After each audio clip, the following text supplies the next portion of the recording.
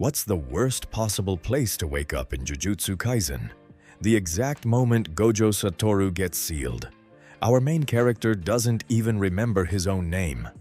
1 second, he's thrown into the middle of the Shibuya Incident. The next, his mind is shattered after getting caught in the aftermath of the Honored One's domain. While Gojo is dealing with the impossible sight of his dead best friend standing before him, our unlucky protagonist is simply trying to stay alive. Somewhere along the way, he awakens a domain unlike anything the Jujutsu world has ever seen, a technique that will eventually change the course of the Shibuya Incident itself. And this is only where his story begins. Hello everyone, Omni-Sensei here with I Reincarnated into Jujutsu Kaisen during Gojo's sealing, with a domain that steals everything. Part 1. If you enjoy these audiobook adaptations, be sure to like the video, subscribe to the channel, and check out the original story linked in the description.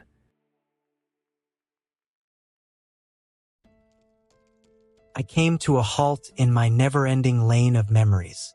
Memories I could not recall perfectly, yet could not let go of either, as they were the only things anchoring me to who I once was.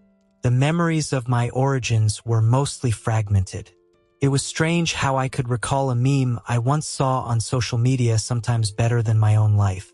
But that had become my reality for as long as I could recall. Or perhaps only minutes had passed in my mind, which merely felt eternally stretched. I couldn't say anything for certain. My mind was just as big of a mess as my life once was. The only things anchoring me were those fragmented memories, eternally looping, never completed, sometimes joyous, sometimes sorrowful. Yet one thing was certain, I couldn't let them go. If I did, I wouldn't even be able to recall who I was. I had long expected this to be my life, lost inside my own mind for eternity. Until suddenly everything vanished. Everything came to a halt, and for the first time in what felt like forever, the world became visible, understandable, and real to me. I felt my breathing. I could hear. I could feel, smell, and see. Everything felt alive again. For the second time, I felt alive, until I realized I might not stay like that for long. Before I could fully come to terms with reality, the scene in front of me froze me in place. What I saw made me question whether I was still hallucinating, or if this was a dream. Had I even had one of those recently? There were people, lots of people, all of them frozen just like me, standing still, their minds seemingly numb, as if they had lost the very cognitive ability to think. Is that what happened to me? I questioned it, but the answer felt eons away. Even thinking that much made my mind feel slow, sluggish, heavy. What's going on? Has time stopped? Is this another incomplete memory? Forming thoughts felt like a struggle, as if even thinking strained my brain.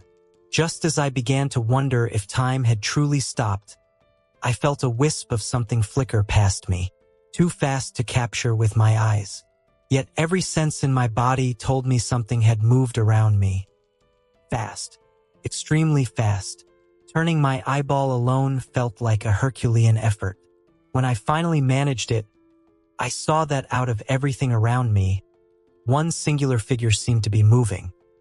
Earlier it had been nothing but a shadow whipping around, darting between dozens of people, moving with a speed that looked unrealistic outside modern cinema. I could only hold my breath in awe when that shadow stopped and revealed its magnificent form. A man, a very handsome man, panting as he came to a halt. Blood smeared across his face. His sky-blue eyes looked like they contained the entire universe within them. His white hair made him the most dazzling figure among everyone present, as if time itself had stopped for everyone else just to showcase the magnificence of the man standing there. My eyes couldn't leave him. My mind failed to recall who he was, but my heart seemed to know. My half-frozen heart thumped harder the moment I saw the white-haired man. Is this love? No, can't be.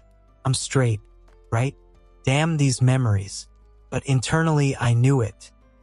It wasn't something so boring as love at first sight. No, instead I seemed to know this. I know what's happening somehow. I've seen this before. I told myself that with certainty. My gut feeling insisted I had seen this scene before. Yet my fragmented memories refused to tell me where. And then I saw it. Blood. My mind finally registered the blood on his face. I finally realized where the blood came from, and it wasn't from the white-haired man. No, it came from the monsters he had fought.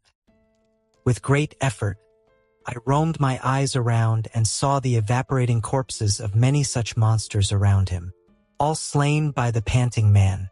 Normally, that realization should have calmed me down, right? All the monsters were dead. The good side had won. But the relief I should have felt was nowhere to be found. My slightly elevated heart rate never returned to normal. This isn't right. I know this. Something is going to happen. I know it.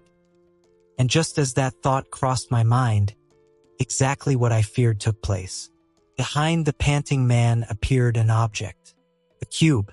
Before either of us could react, the cube exploded, transforming into something I could only describe as an object straight out of a sci-fi movie or a high-budget horror show. It split into smaller parts, strangely enlarging while still connected to a fleshy substance at their core. They surrounded the man from one side, staring at the white-haired man with their newly revealed eyes. I knew this. I knew something would happen. Felt obvious. Just as obvious as the need to move away from such an object. The white-haired man seemed to attempt exactly that, but he was stopped in his tracks by a voice behind him. Gojo Satoru. A man in monk's clothing stood there, a tall man with long black hair tied behind his back, and a stitch mark running across his forehead. It's been a while. My eyes widened. The uneasy feeling in my chest magnified when I saw the man with the stitched forehead and the white-haired man, Satoru, pause in his tracks. No, move from there. Don't stand there. Move. I wanted to shout, but my mouth had lost its voice. I knew something was wrong. Maybe it was my fragmented memories. Maybe it was just my instincts. But something big, something really bad was happening. For the first time, through sheer force of will, I truly moved my body. I tried to reach the white-haired man and push him out of the way. But I had overestimated how much, or to be exact, how little control I had over my newly awakened senses. I stumbled on the very first step, almost tumoring to the ground before barely managing to keep my footing. I forced my body forward, one step after another. My mind still buzzed from whatever had happened earlier, as if it had been overloaded. I wasn't fast enough. Within seconds, the object clanged around Satoru's body, pinning him down. Satoru? How do I know his name is Satoru? My mind reeled, still sluggish. Oh, the dark-haired man called him that. You're not him. Who are you? Satoru shouted, trapped inside that thing. What happened next was even more nauseating. The black-haired man somehow opened his own head, revealing his brain. And the brain had a mouth. I shuddered at the absurdity of the situation, which meant the black-haired man was a monster too. No, not a monster. Curse. Even I didn't know why that word came to mind. Yet it did, just like the instinct that had warned me of danger earlier. The same instinct telling me that I knew what was happening here, that I had seen all of this before. I have to move. Suppressing the nausea and the pounding in my head, I moved forward, but not toward the two men. Instead, I moved the other way. I have to get out of here. My instincts screamed that this place was not safe. The only saving grace so far was that no one had paid me any attention. Slowly, with all my effort, I made my way through the crowd of frozen people. My legs eventually carried me to a staircase. Despite not knowing where they led, I climbed them, one step after another. Anything as long as I got away from those monsters. No, those curses.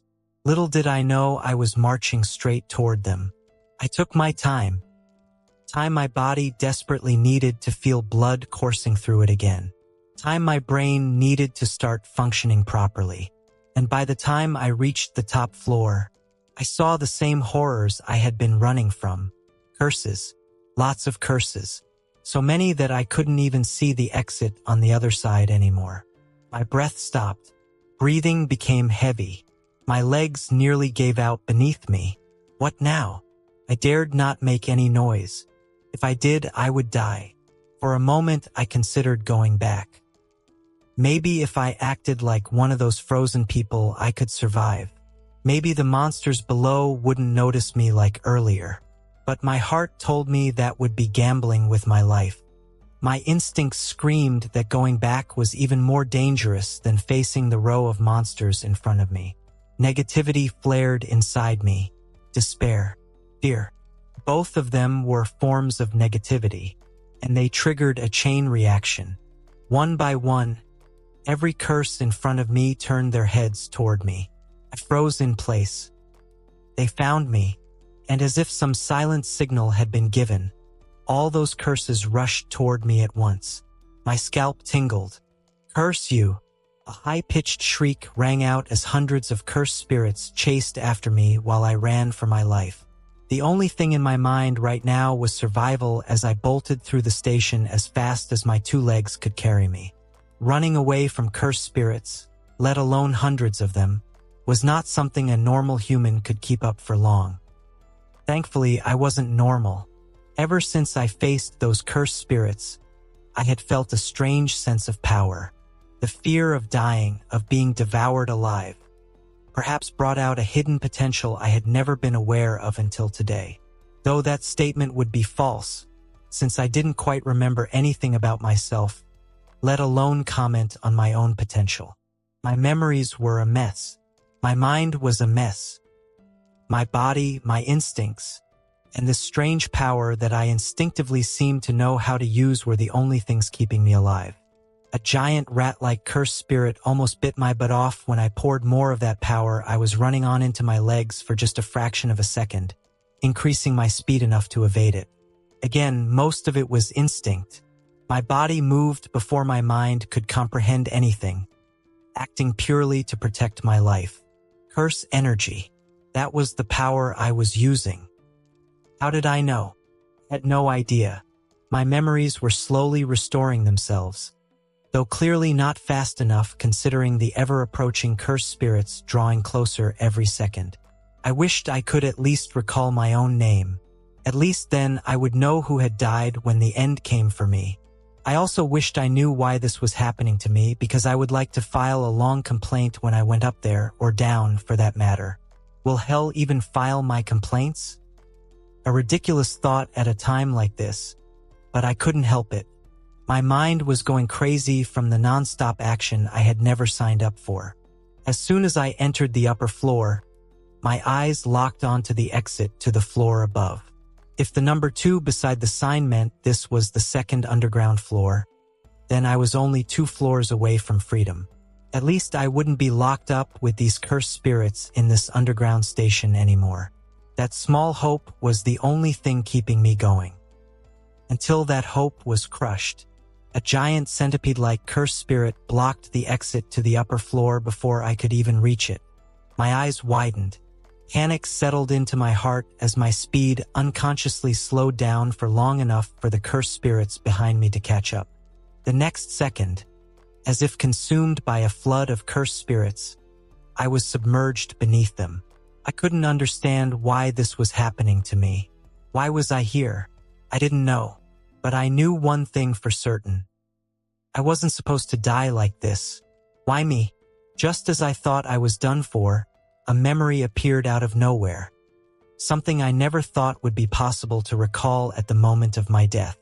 When almost everything in my mind was a blabbering mess, suddenly one memory seemed comprehensible. Jujutsu Kaisen? What was that? I didn't know. The memories still weren't whole. They were still fragments, but they were clearer now, and that was the only thing I had. So I dove into them, hoping to find something, anything that could help me survive, even if the chances were almost zero. Still, I searched. Memories of people, humans born with extraordinary powers, fighting against these cursed spirits. For millennia, this fight had continued over and over again. Gods knew how many humans had died at the hands of these cursed spirits. No one knew how many cursed spirits had been slain by humans with powers like mine. No, there was a term for that. I had just learned it. Sorcerers. Jujutsu sorcerers. Was I a jujutsu sorcerer? I didn't know, but I had to become one right now if I wanted to live. I dug deeper through the memories. I needed something, anything that could save my life. The memories were fragmented, never complete, yet still enough for me to piece together what was happening. A never-ending war between humans and curses. A balance maintained by the world itself. And then there was him, the man downstairs. The one who broke that balance. The strongest one in this world. This was his story, and many others. I noticed something strange. I wasn't in those memories. I wasn't part of this world. Then I realized why I had felt something was wrong ever since I regained consciousness. Those memories showed what was happening, and also what was yet to happen. Memories of the future. How? I knew the white-haired man, Satoru, was about to get captured by that black-haired man dressed like a monk. I knew what was about to happen next. I knew just how screwed I was if I didn't leave this city. In none of the memory fragments did I see myself. It was as if I wasn't even meant to exist here. But that didn't matter right now.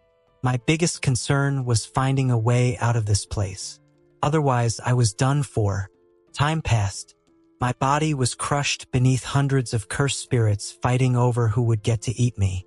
Some gnawed at my legs. Others pierced their grotesque hands into my head. The only reason I was still alive was because they were fighting each other over their claim to the prey. Infighting. It gave me some time, almost useless time, yet somehow it was enough for me to figure something out from those memories. Still wasn't much. Most of it was instinctive, but I had figured something out. No, don't die.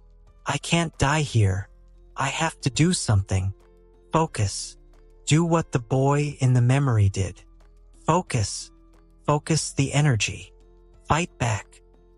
I repeated those words to myself while trying to concentrate, even as my bones cracked under the pressure, even as I felt something biting into my flesh trying to rip it apart. I refused to get distracted. If I did, I would die. I only had one chance. I focused, more and more, until I could finally sense the power around me. It was leaking out regardless of my control. I had to control it, and it wasn't easy. But I had no other choice. Just as the infighting between the cursed spirits began to settle, just as they seemed to decide that eating me was more important than fighting each other, my eyes flashed open. With all the power left inside my body, I bet everything I had, even my life. I threw one very ordinary-looking punch upward at the first cursed spirit I could reach, and then it felt as if my punch shattered space itself. The air around my fist rippled. Then came a violent eruption of black lightning that tore straight through the cursed spirit above me while blasting the surrounding creatures away with a force comparable to a truck crashing into someone at 100 miles per hour. For a few moments, on a floor previously filled with swarming cursed spirits, an empty space appeared where none of them dared to approach.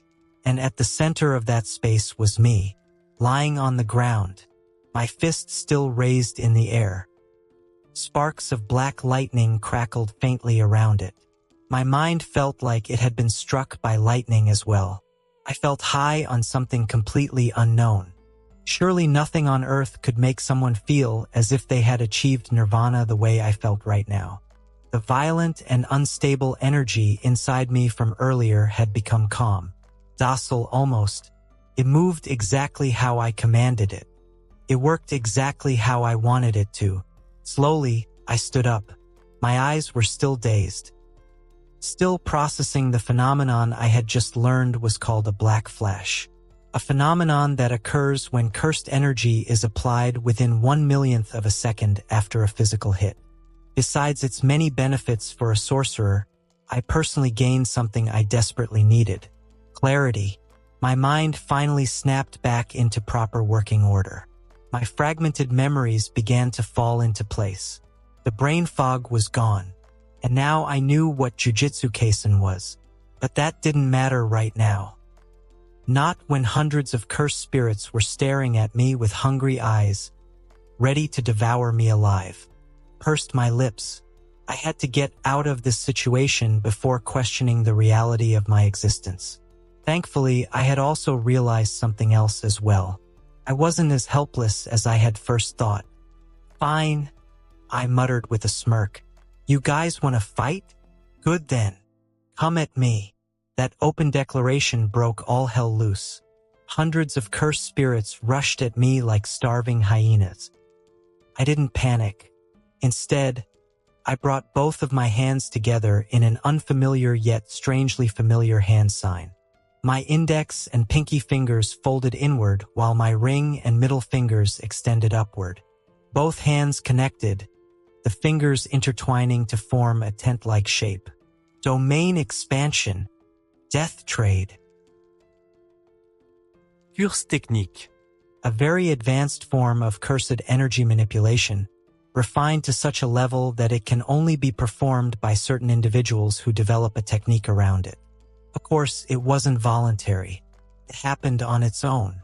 Luck and blood determined whether someone possessed a cursed technique or lacked one entirely. Most jujutsu sorcerers did not possess a technique, and the true potential of a sorcerer was often determined by the technique they developed. Some techniques were inherited from generation to generation. This was especially apparent in the great jujutsu clans like the Zenin, Kamo, and Gojo. However, there were also those who developed their techniques without any inheritance. And it was clear that I was one of them. But there was a difference. My technique was different from most techniques I could remember from those fragmented memories. Unlike most techniques, this one wasn't a standalone ability.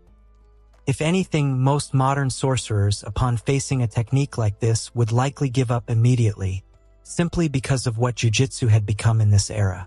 A domain. A technique that used to be casual during the height of the golden era of jujutsu had now become the arsenal of only a few outstanding sorcerers because of how modern jujutsu sorcery had evolved. Nowadays, a domain had become an instant-kill, sure-win weapon, unlike what it used to be in the past. So even I was surprised when I found myself calling out the same words I had always imagined saying after watching Jujutsu Kaisen. Domain expansion. Death trade. A bright smile spread across my face as my mind tensed under the overwhelming pressure of opening my domain. A barrier erupted around me, filled with my own cursed energy and imbued with my cursed technique. This was the highest form of jujutsu, second only to reverse cursed technique. The entire second underground floor visible to me, along with every cursed spirit present, was engulfed by the barrier of my domain. And the moment the barrier closed, the sure-hit effect of my domain activated. As for my technique, it was right there in the name, Death Trade, a technique that allowed me to place trades upon myself or others. Unlike most cursed techniques, I could only use it inside my domain. It was completely domain-based. The moment my domain fully established itself, anything within the barrier that possessed cursed energy became subject to my trade through the sure-hit effect. As for the trade, you guys want to fight me? Fine. I won't run anymore, and in return, come at me one by one. I'll fight all of you. The trade took effect. I would fight them all. There would be no running away, but every fight would be one-on-one. The domain's effect activated immediately. All the cursed spirits rushing toward me froze mid-motion as if time itself had stopped for them. They remained locked in place, but not all of them. Out of the corner of my eye, I noticed movement. One cursed spirit was still moving, and it was coming straight at me. The same centipede curse spirit that had blocked my escape earlier. I took a long breath and exhaled slowly. This was the trade of my technique. Not the trade I had declared inside the domain, that was different. This was the natural trade of domain-based techniques in general. They were usually non-lethal compared to domains like Unlimited Void or Shrine, but that also made them easier to execute. They required far less cursed energy, and they placed far less mental strain on the user. Still, I had to fight my way through this. There was no other way out. At least now I would be fighting them one at a time. Cursed energy flared around my body. A domain had many functions. Aside from guaranteeing the sure hit effect of a technique, it also trapped targets inside its barrier so they couldn't escape, and it granted the user a boost of 120%. I was already experiencing the boost from Black Flash, and now it's stacked with the domain's enhancement. Right now, I was arguably in the best possible condition to fight. If I failed even in this state, then I was simply meant to die here. With my focus sharpened, I rushed toward the centipede curse spirit with all my fury. I was ready to dismantle the damn thing for what it had done earlier. The centipede lunged first, eager to devour the human standing before it. Its long segmented body scraped across the floor of my domain while hundreds of hooked legs clattered like blades. The creature was easily twice my height when it reared up, its pale body twitching while rows of jagged mandibles clicked hungrily. I barely had time to think. The curse struck. A blur of chitin and teeth shot toward me. Instinct alone made me throw myself sideways. The mandibles snapped shut exactly where my head had been a moment earlier. I crashed onto the ground and rolled clumsily. It wasn't graceful. There was no hint of skill in my movements. Fragmented as my memories were, I was certain there was nothing in them suggesting that I had ever been a fighter. At least my body didn't feel like one. My movements lacked the grace of a veteran who had survived countless life and death battles. No, mine were simply desperate. I pushed myself up, my heart hammering. The centipede twisted around with unnatural speed and rushed at me again, its body slithering across the domain floor like a living whip. I tried to punch it. The strike landed poorly against the creature's armored shell. Pain shot through my knuckles. Even with cursed energy reinforcement, it hurt like hell. The curse barely reacted. A second later, the centipede slammed into me and sent me skidding several meters across the ground. The air exploded out of my lungs.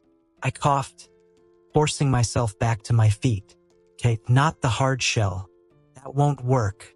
Target the underside. I grimaced when I noticed the hundreds of legs beneath its body.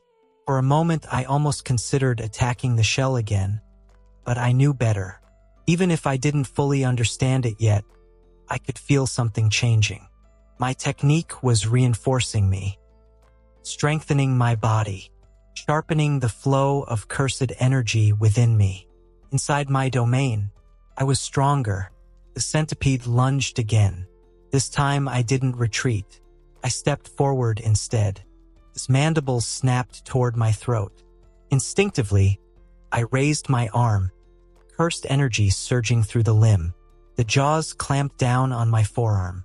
Pain exploded through my nerves, but I didn't pull away. Instead, I grabbed the creature's head with my other hand. Raw cursed energy poured through my palm. It was the best I could do. I didn't know how to shape it. I didn't know how to control it properly either. But I could force it, and that was exactly what I intended to do. I forced it out through sheer willpower. The energy detonated between my fingers. The centipede's head cracked with a sickening crunch. Its body wrapped around me, hundreds of blade-like legs digging into my flesh as it tried to stop me. But I didn't stop. Pain screamed through my body. Still, I kept crushing. The creature thrashed violently across the domain floor before finally collapsing in twitching coils. I had literally crushed its skull with my bare hands. Silence followed. I stood there panting, bloodied and shaking. Then the corpse dissolved into black ash. The thought wasn't a statement. It sounded more like a question, as if I expected the monster to come back to life any second. I stared at my trembling hands. That actually worked. I was surprised my impulsive, instinctive action had succeeded. Around me, hundreds of frozen curses remained locked in place across the domain, waiting. And just as the first curse spirit died, the contract of the trade activated. Another frozen curse spirit began to move, one by one. I was supposed to fight all of them. The realization was almost terrifying. I swallowed. Still, even in this situation, there was hope. My domain was called Death Trade for a reason. But that part would come later. For now, I had to earn my living. Literally. Next, the world shifted. The frozen sea of monsters remained motionless. But one of them began to move. A tall, twisted humanoid curse peeled itself free from the stillness. Its body bent at impossible angles, its limbs dragging across the floor like a broken puppet.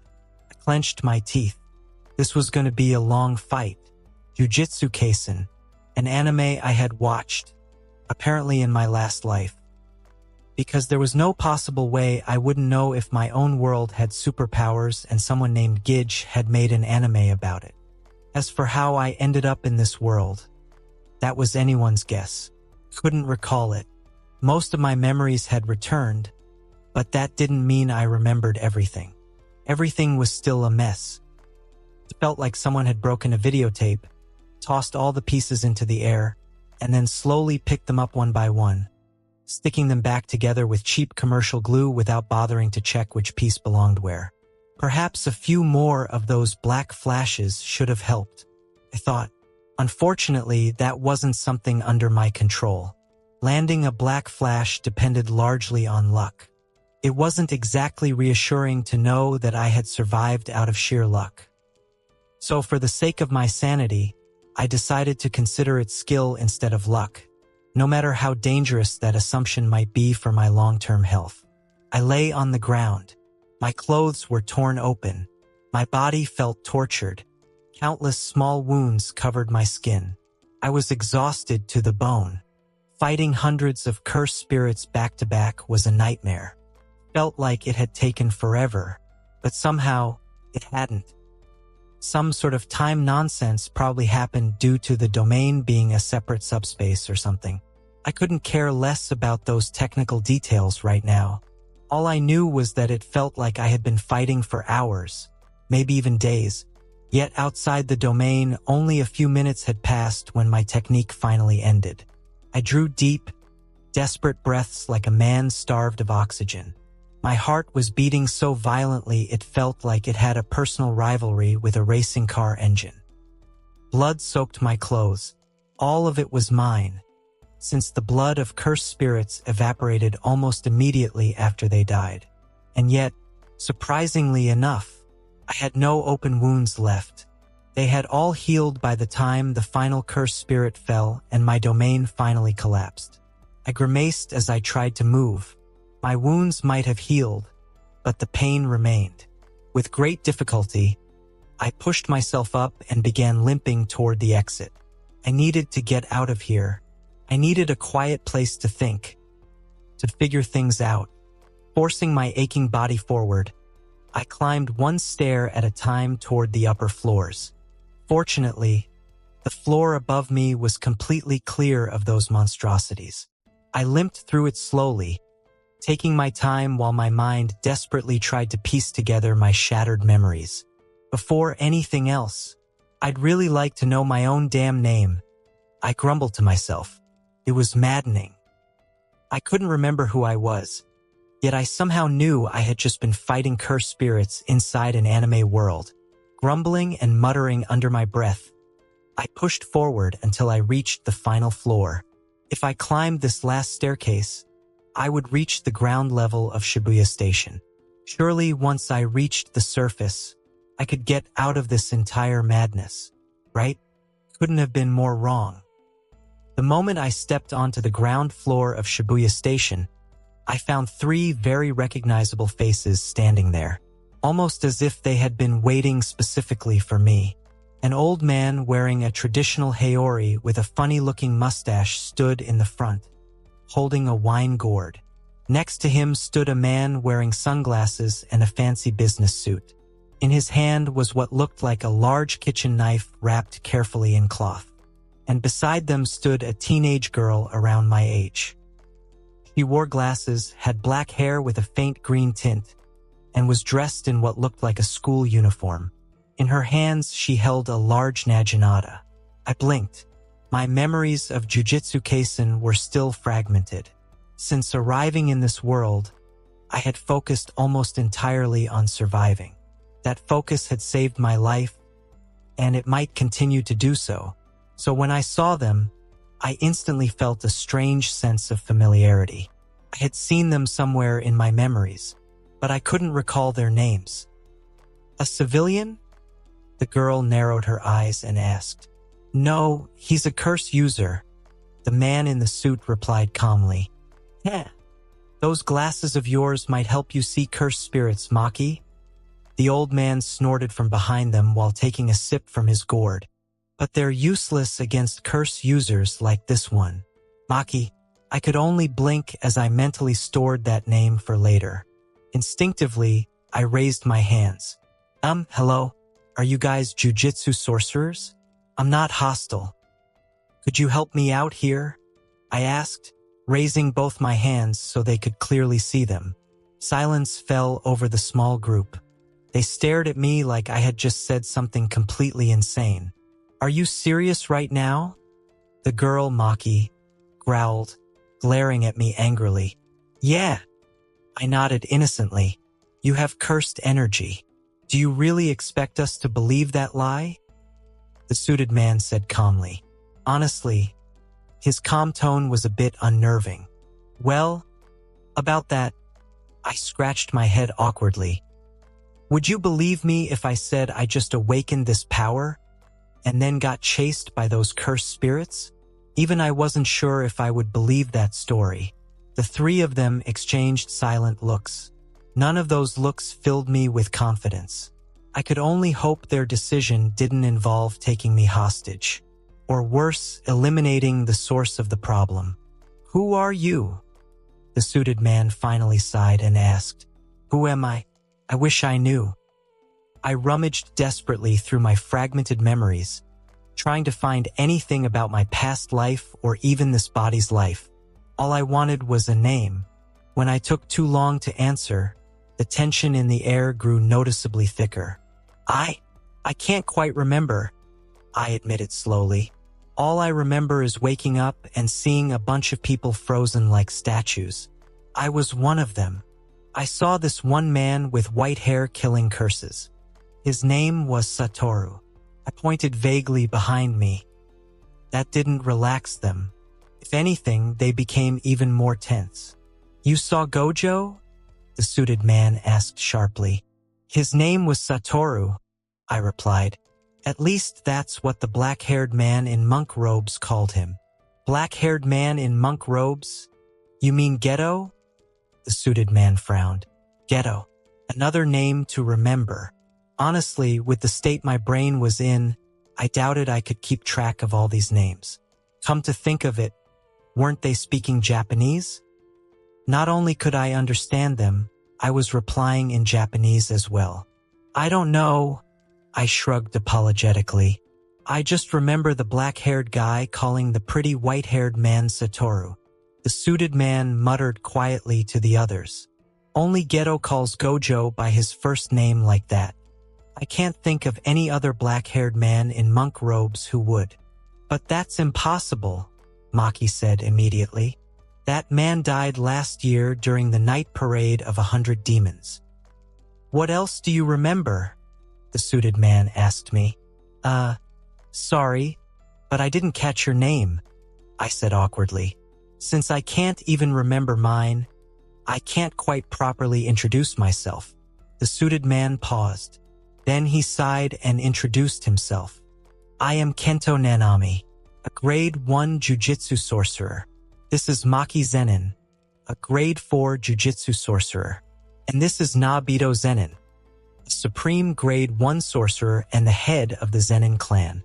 Now that's a reliable man, I thought. Don't call me that, Nanami, Maki snapped. And you, just call me Maki. Okay, just Maki. Noted. Now then, Nanami continued, tell us everything you remember about Satoru. As he spoke, he seemed to be observing me more carefully. Only now did he seem to notice my torn clothes and the blood covering my body. I also noticed something else. The person beside him wasn't exactly a man. He looked more like a boy around Maki's age. Suddenly, my claim of having just awakened my powers and losing my memory probably sounded slightly more believable. Just a little. Well, I thought for a moment. I saw him get captured by something. A strange object. It looked like a cube at first. Then it suddenly opened into something else entirely and trapped the white-haired guy. I actually remembered the name of that object. Something like the prison realm. But that knowledge came from my fragmented memories of the anime. It definitely wasn't something a newly awakened civilian should know, so I wisely kept my mouth shut. Not that they noticed. By now they already knew Gojo had been sealed. What they didn't know was how. Now they had a clue, but that created a new problem. What were they supposed to do with me? I could be lying, but they also couldn't just leave me here. The cursed energy they sensed from me was slightly stronger than that of an average sorcerer. So maybe I could be useful later. Nanami seemed ready to order me to follow him outside and report to someone. Probably the managers. But before he could speak, Nabito interrupted him. Forget the boy. We have bigger problems. He lazily lifted his gourd and pointed forward. Isn't that right? Cursed spirit hiding over there? All of our heads snapped toward the direction he was looking. And sure enough, a red, octopus-like cursed spirit was standing there. If I hadn't known any better, I might have almost called that red baby octopus cute. With those big red tentacles, those large doodly eyes, and the fat tears it was shedding, it was definitely cute. If not for what happened next. It suddenly vomited out what I could only describe as dozens of skeletal remains from its stomach, splattering them across the station's cold, hard floor as if it were nothing. Once again, I was reminded why cursed spirits were so dangerous. Looks were irrelevant. They were all naturally wired to hate humanity and kill humans. The focus immediately shifted away from me. A dangerous, potentially special grade curse spirit was far more threatening than a newly awakened curse user. Nabito was the first one to move. No one even saw when he did. 1 second he was standing right next to us, and the next second the old man was already beside the curse spirit. Just as Nabito froze the curse spirit, which looked eerily like it had been trapped inside a still frame or photograph. Sudden memories surged inside my head the moment I saw it. Projection sorcery. I muttered the name to myself as fragmented memories roughly explained how that curse technique worked.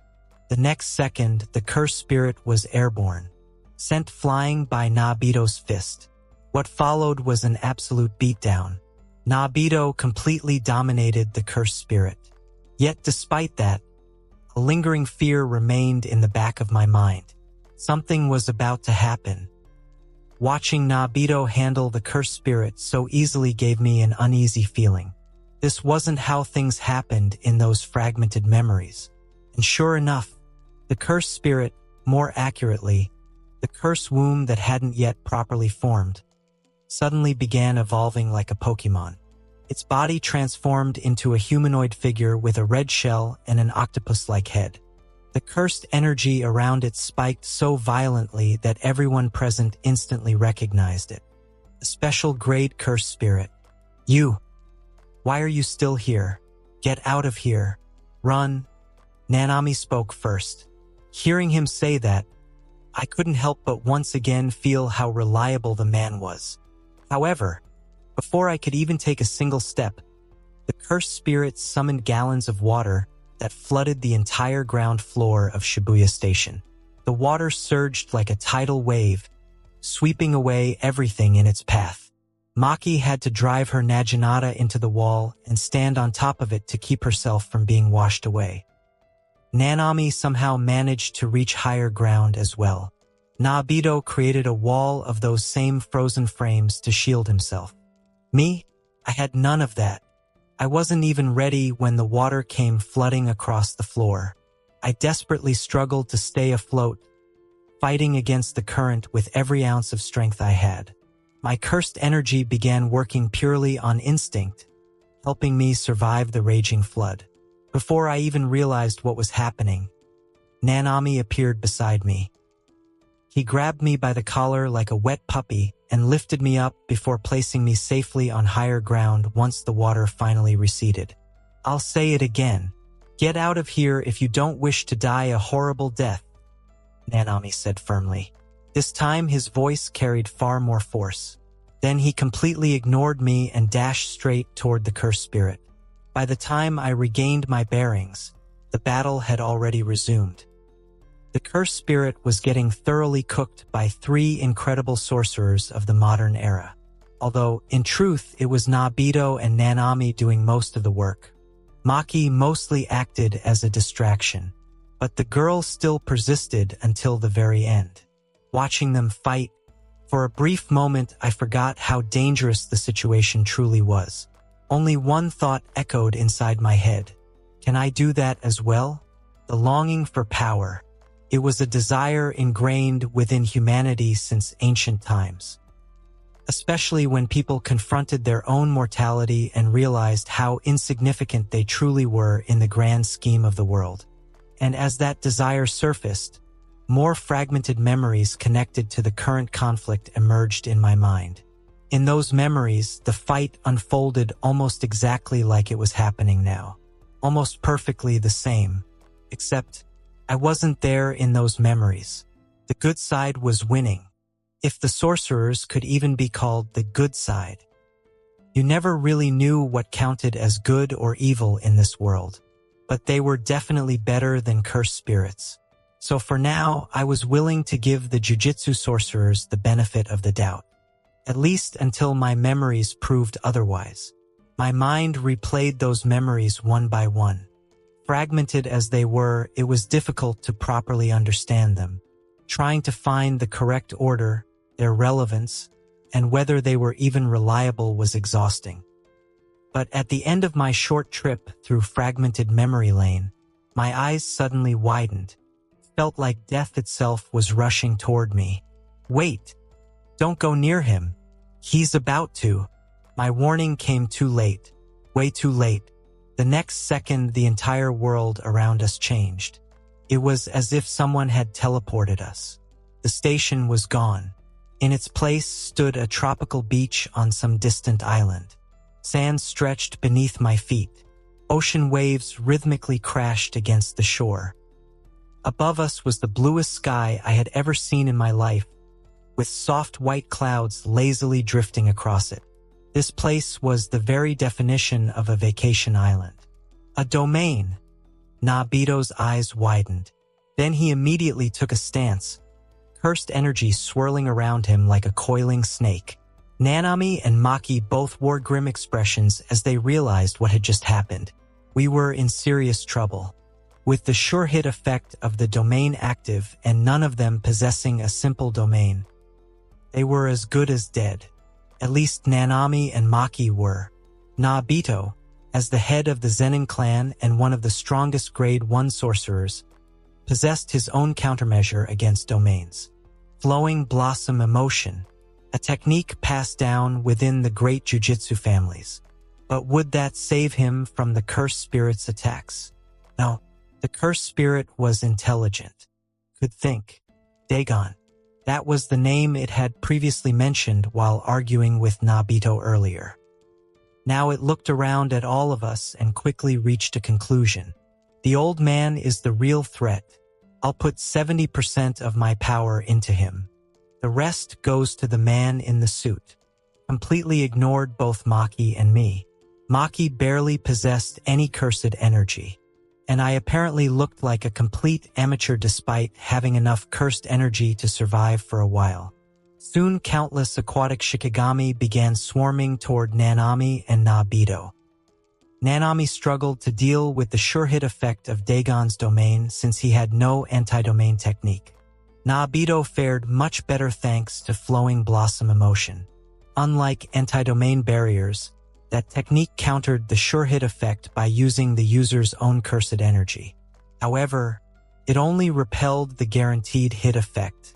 It didn't block actual physical attacks. One moment Nabito was holding his ground against the endless aquatic creatures appearing around him. The next moment a massive red fish, part of the curse itself, lunged straight toward his face. He couldn't react in time. He was blasted backward. Dagon immediately followed, ready to eliminate the strongest member of the human side. He raised his hand, preparing to unleash even more Shikigami. But then he suddenly froze. His eyes widened. My sure-hit effect? From somewhere far away, a voice echoed across the domain. Domain expansion. Dagon's tropical island illusion began to tremble under the overwhelming force of another domain establishing itself. Domain expansion, I shouted, my hands already forming the sign for my domain.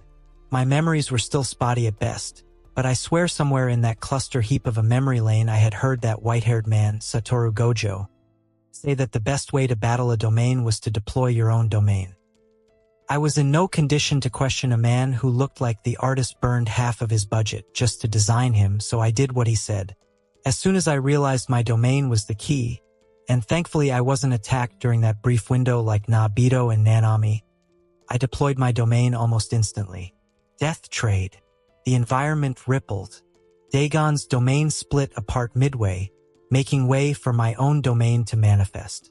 The bright blue sky and sandy beach were overwritten by a dark, ink-like surface.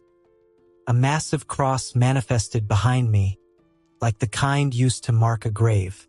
The only unique part about the giant cross was the two platforms hanging from each arm of the cross, indicating measurement or perhaps balance for a trade. It was a traditional weight scale made on a cross. What? The boy can use a domain? Nabito and Nanami were the first to lose their composure. After all, sorcerers capable of using a domain could be counted on a single hand in the modern era.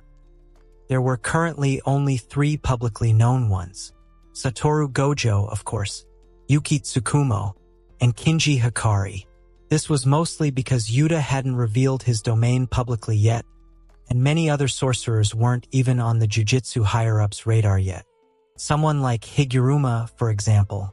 But even so, simply being able to open a domain automatically placed a sorcerer at grade 1 level by principle alone. TCH. I knew the brat was trouble, Maki grumbled to herself. Even she understood what it meant to have someone with a domain fighting against a special grade curse spirit that also possessed a domain. A difference between life and death. Thought mostly ignored their reactions. More accurately, I didn't have the mental capacity to focus anywhere else while maintaining the domain clash. My black domain slowly overtook almost half of Dagon's tropical island domain, covering half the world inside the barrier in darkness, as if the sun itself had been eclipsed by my presence. Death had arrived. Midway through the clash, however, our domains seemed to lock into a natural battle of dominance. Perhaps Dagon had regained control of his collapsing domain halfway through. Or maybe this simply meant that both of our domains were refined enough to prevent either one from completely overpowering the other. I should have known. Dagon's voice turned cold. You weren't fighting back even though you had more cursed energy than the man in the suit. So you're the key that handles the domain. I shall kill you first. Wait, he has more CE than Nanami? Maki snapped. Dagon didn't look pleased about me erasing the sure-hit effect of his domain. One moment, the red-shelled octopus monster stood on the far side of the domain. The next moment, he was right in front of me. His fist came forward, ready to rip my head off in one clean strike.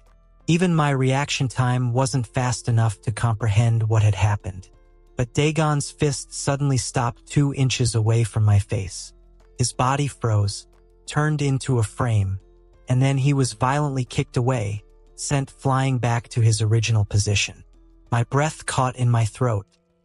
For a moment, I genuinely thought I was dead. But in the nick of time, old man Nobito appeared and saved the day. Ha ha ha ha ha, brat. You really are full of surprises, aren't you? Nobito laughed loudly. Ha ha ha ha. Say, would you like a bride? What are your thoughts on marriage? What about Maki over there? Don't get it wrong. With her stiff face, she got a great rack underneath. He patted my back while laughing. Each slap felt like my spine was about to shatter into pieces. And where the hell did marriage even come from? One looked on the side, and it was evident by the look alone. The girl was bloody, ready to murder someone. Nobito didn't even pay attention to the said girl he wished to marry of. He just casually took another sip from his gourd. That was definitely wine. The man was drinking during a special grade fight. Even though he had just saved my life, I didn't exactly feel reassured by his presence. You! Nanami materialized beside us as well. He didn't look nearly as good as Nobito though. He was covered in blood, but at least still standing. Nanami stood beside me while facing Dagon on the other side of the domain. You should have told us you could use a domain, Nanami scolded. His voice sounded half relieved and half annoyed. I had no idea what to say. It wasn't like we had enough time earlier to sit down and have a deep conversation. Nanami didn't wait for my reply though. Whatever I said probably would have sounded like nonsense to him anyway. Instead, he asked a single question. How long can you maintain your domain? He didn't even ask if I could win the clash. He only needed me to hold it long enough for them to kill the special grade curse spirit. I don't know, I replied, breathing heavily. This is only the second time I've used this technique. I'll try my best to endure as long as possible. My mind was already running on overdrive just to maintain the domain clash. Surely the curse spirit had to be dealing with something similar, right? Special grade or not, maintaining a domain had to be taxing. That's more than enough, Nanami nodded. He then glanced toward Nobito, who was mostly fine aside from a few minor wounds. Neither of them said a word. Yet somehow it felt like they completed an entire conversation with that single glance. Maki, Nanami called. You are to protect him at all costs. If his domain falls, we are as good as dead. Make sure nothing happens to him. Nobito and I will deal with the special grade spirit. Maki had already moved beside us. Her eyes roamed dangerously over my body, as if she were sizing me up. Perhaps she was already planning how many bones she would break once this was over for hiding my cursed technique. I could only gulp and try to bury that line of thought. I definitely didn't need a sexy, potentially serial killer teenage girl hunting me down. I want to fight, Maki said bluntly. You can't even damage his shell. You'll just hold us back. Nanami replied immediately. Stay here and protect him. If he goes down, we all die. Nanami wasn't budging. Maki's eyes turned cold, but there was clearly a helpless look in that face. Nanami didn't change his decision though. It was the most practical solution available. For once, even Nobito seemed to agree. By now Dagon had already recovered, and he clearly didn't like what he was seeing. Those human sorcerers were protecting the one person clashing with his domain. So damn annoying, he muttered. Mahito was right. Humans are so annoying. He launched himself toward us. Nobito and Nanami moved at the same time. Maki clicked her tongue beside me but didn't disobey her orders. She firmly positioned herself in front of me with her naginata in hand, eyes tracking every movement of the cursed spirit. My focus returned to the domain clash. From what little I understood, domain battles were mostly decided by refinement. What exactly refinement meant, God only knew. But since my domain was far less lethal than Dagon's, shouldn't I have some kind of advantage? It makes sense if normal logic is applied. Then why were we evenly matched? I couldn't understand it. Why? Maintaining my domain like this was painful. I could probably keep this going for a while, unless Dagon's domain suddenly began overwhelming mine. But that would mean placing my life entirely in the hands of Nanami and Nobito. And I wasn't comfortable with that. Come on. There has to be something I can do here. I gritted my teeth. The best possible outcome would be figuring out how to overwhelm Dagon's domain. But to do that, I needed to refine my domain. How the hell was I supposed to do that? The pressure inside the overlapping domains was suffocating. I could feel both of them grinding against each other like two storms colliding. The oceanic weight of Dagon's domain pressed down from all directions, waves of cursed energy trying to drown everything inside it. Both domains were actually equally strong, holding equally to their ground. To be honest, I stood there with my domain hand sign steady because that was the only thing I could do. I was no fighter. Fending off those 100 or so curses was only because I could fight them one by one inside my domain, under a buff from the domain and the previous Black Flash. I can't fight a special grade curse like this red guy here. My head throbbed as I forced more cursed energy into the barrier. The domain barely moved.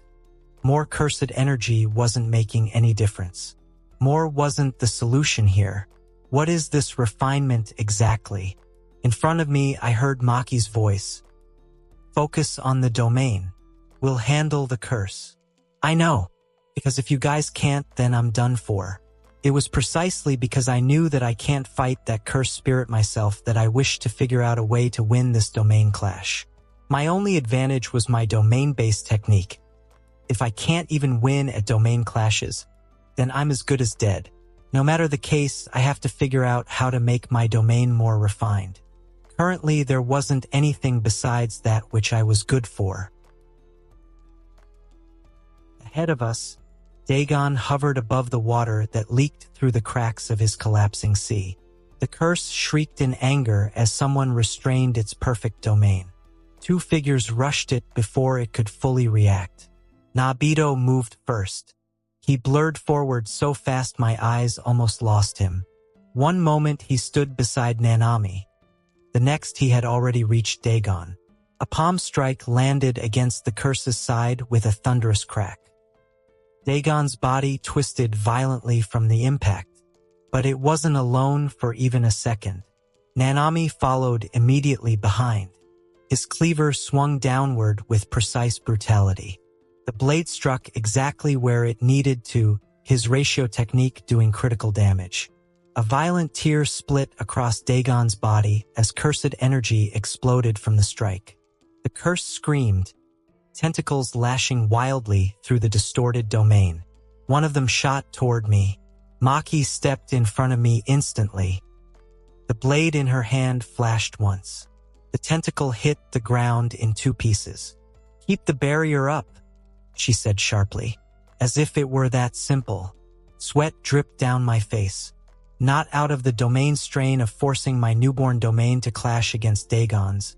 The mental load was there, but not that bad. The real load came from trying to figure out how this refinement worked. In the distance, Nobito was already moving again.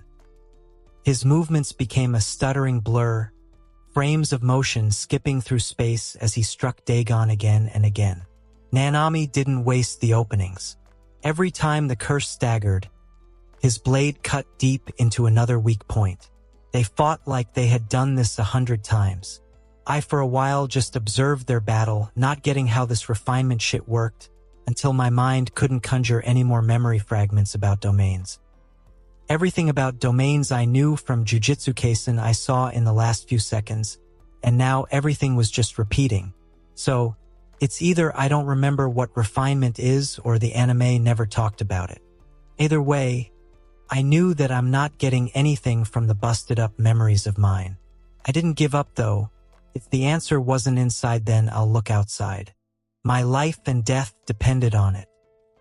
I simply defaulted to observing my domain itself, trying to figure out what more I can do to make it more refined. What was there to refine in this? I took it one by one. First, the barrier itself. It was in clash against Dagon's. Second, the cursed energy usage.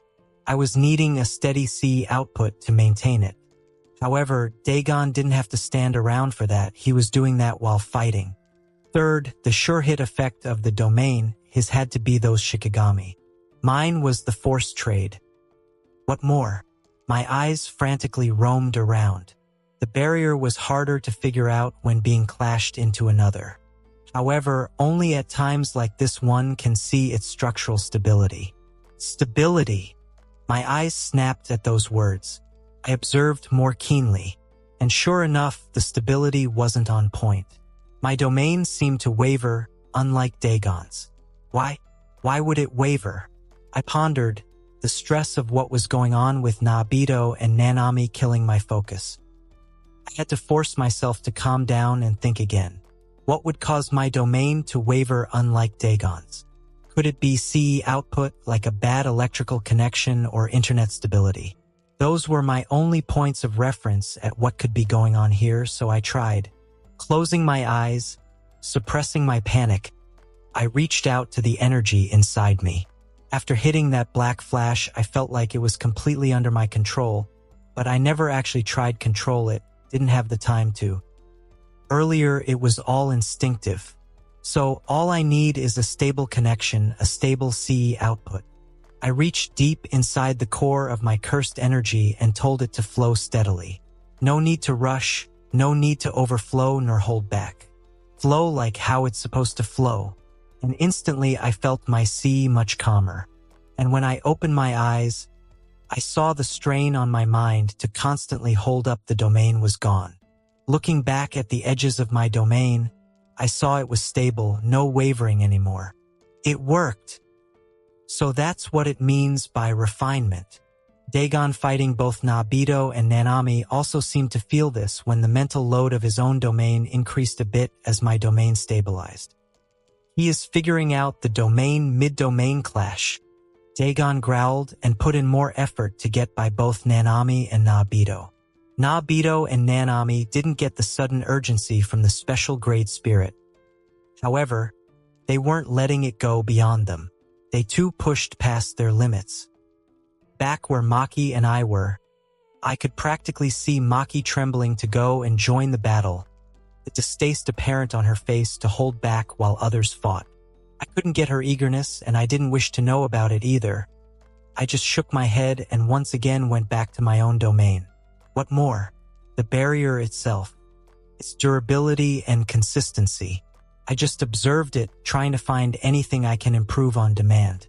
I couldn't do anything about the durability. It was just like any other domain, at least it was very similar to Dagon's.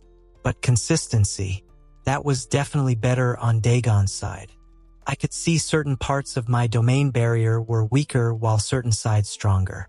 The power and structural stability wasn't balanced, resulting in certain parts overpowering Dagon's domain, pushing it back even further than halfway while the rest were dragged back by his domain. This resulted in an uneven push by my domain when it clashed with his. So I did my best to fix that. First, intentionally reducing the power of the barrier push where it could one-sidedly extend, single-handedly pushing Dagon's domain back until the entire domain was in a circular structure on one line. That required me to almost pull back my domain by 1/3. Oi! What are you doing? Focus the domain, you brat, or else we're cooked. Maki shouted immediately, seeing my domain was getting pushed back, her knuckles turning white by how strongly she gripped her naginata. Even Nabito and Nanami gritted their teeth, thinking that I was reaching my limit, and pushed themselves against Dagon even further. Dagon was arguably the only one who didn't think I was losing. He could feel it. I intentionally pulled back the barrier of the domain. But why? Was his question, until he understood why. Once my domain barrier was once again back into a complete circular structure at the outline of the domain clash, I equally pushed back the domain once again against Dagon's domain, with its entire circumference getting equal power output and equal push from my side. The blackish sky of my domain slowly and steadily pushed back the sunny domain of Dagon, easily covering the lost ground and then steadily pushing it even further back. For the first time, Dagon's eyes widened as he hurriedly backed off from both Nanami and Nabito, forced to stand with both of his hands, forming his own domain sign to stop his domain from being pushed back. Nanami and Nabito didn't get it, but they could see it. The black sky was taking over the sunny one, which was a good thing. Don't know what that brat's doing, but he better keep doing that. Nabito chuckled, panting and exhausted, blocking a special grade for this long. Nanami was in an even worse state. His earlier wounds had worsened, and he too panted with clothes soaked in blood. Come on, this is our chance. Nanami saw the cursed spirit had pulled back after whatever the boy did. This might be their only chance to kill the cursed spirit. And indeed, Dagon had to pull back because now both domains were reaching a similar degree of refinement, and I was actively holding my domain in its hand sign. He might lose more ground in the domain clash if he didn't hold back his own domain sign and focus on the clash. Damn you, he roared, pouring more CE to push back my domain. I could only grin. It was only thanks to observing my domain and then comparing it to his that I improved this much. Now, since both sides were on their back foot, Nabito and Nanami would have the advantage. They rushed at Dagon simultaneously, ready to end the spirit or waver his focus until his domain collapsed. However, this was the exact same time both domains wavered like someone threw a pebble into a calm lake surface. The violent rippling of the domain indicated a sufficient shift which I wasn't ready for, and if Dagon's unmoving state was any indication, he wasn't responsible for this either. It was actually something else entirely. From the water further away, from Dagon's side, a fountain of black water erupted, and from inside emerged a boy wearing quite similar clothes as Maki. A third domain. My eyes bugged with incredulity. Why now? Then the pressure shifted. A third presence forced its way into the clash. My vision flickered as another domain manifested between the grinding barriers. It wasn't stable like mine or Dagon's. It was rough, incomplete, dark shadows spreading across the ground like ink bleeding through paper. I didn't recognize it. Of course I didn't. God knows I just needed downtime to piece all my fragmented memories back together and know what I was working with here so badly. A boy stood at its center, black hair, focused eyes, and clothes similar to Maki's. I didn't bother digging through the memories I still hadn't fully sorted out. If he looked like he belonged with them, that was enough for now. I kept Death Trade active. My attention remained locked on Dagon's domain pressing against mine. The moment I shifted my focus, the stalemate would break. Beside me, Maki reacted instantly. "What the hell are you doing?" she snapped. Her voice cracked like a whip across the battlefield. "This is the worst possible time to open another domain." The newcomer looked genuinely confused. Megumi really wasn't sure what he was getting into when he forced his own half-baked domain to enter inside the clash between two domains. He only did it to save his friends. It wasn't easy either. The clash meant that there was more pressure on him to make an opening with his domain. It really took him much longer than expected to break inside. His eyes moved quickly across the scene. Nabito was a blur, hammering Dagon from one side with relentless speed. Nanami moved like a metronome of violence, every strike precise and brutal. All Dagon could do was let his Shikigami faint while he focused on his domain. Though considering the bright sunny domain of the cursed spirit seemed to be shrinking ever so slightly by the second meant that whatever they were doing was working. Understanding flashed across the boy's face almost immediately. He didn't argue. Instead, he reached behind his shoulder and pulled out a weapon. For a split second, I thought he was attacking. Uncertainty does that to you. The weapon flew through the air. Maki caught it cleanly. Playful cloud. A 3-section staff, quite like a nunchuck. I registered that and then ignored it. False alarm. Then the boy exhaled slowly and the shadowy domain around him began to collapse. Smart, because I could see if he hadn't done that, then it would have happened sooner or later, grinding both my and Dagon's domains. He must have realized the same thing Maki had shouted. 3 domains colliding in the same space would only destabilize everything. The balance was already fragile. He was about to move, about to rush forward and join Nobito and Nanami. But something else slipped through. Came from the boy's fading domain. At first I thought it was just another shadow. Then it stepped forward. A man. A tall and very muscular man. And by what little I had learned about cursed energy so far, I couldn't sense him at all. Maki was quite similar, but I could sense her, albeit with difficulty. This one, though, I couldn't sense his presence with cursed energy, period. Like he had no cursed energy. Is he a friend or a foe? For half a second, no one moved. Then the man moved. Fast. So fast, in fact, that he almost felt like he was teleporting.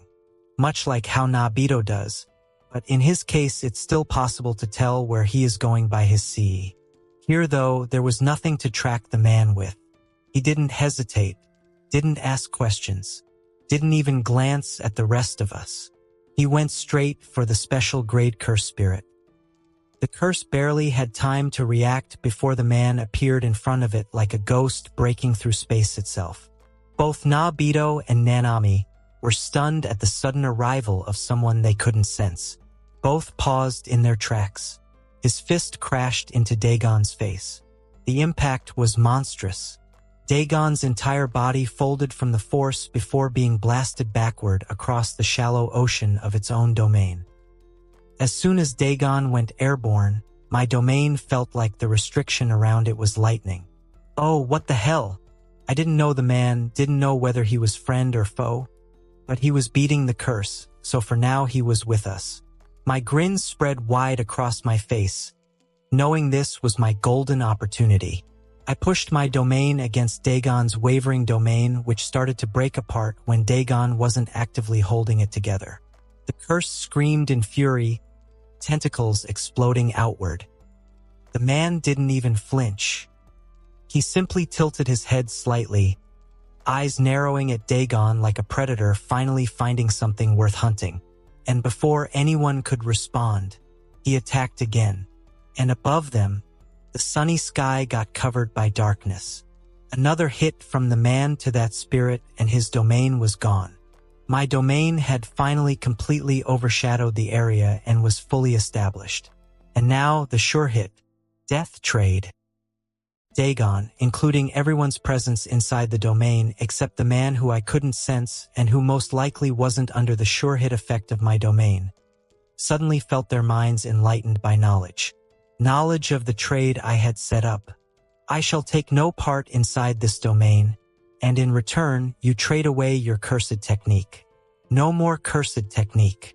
It was a hastily made and very unrefined trade. However, by putting myself out of the fight altogether, it made the trade worth it, since the balance of the trade was more than enough to justify it. Why? Because inside the domain, anyone could attack me and I could die while I couldn't fight back. I had risked my life in order to take away the cursed spirit's curse technique. What I didn't think through was that besides Dagon, everyone else also lost their technique at the same time. Nanami felt his CE. It was there, but suddenly he could no longer see the ratios of his technique. Nobito couldn't manifest frames either, and so was Megumi, who could no longer summon Shikigami or manipulate shadows. What is this cursed technique? Nanami muttered with a baffled look on his face. It's the sure hit effect of that guy. He took away our techniques. What kind of technique does he have?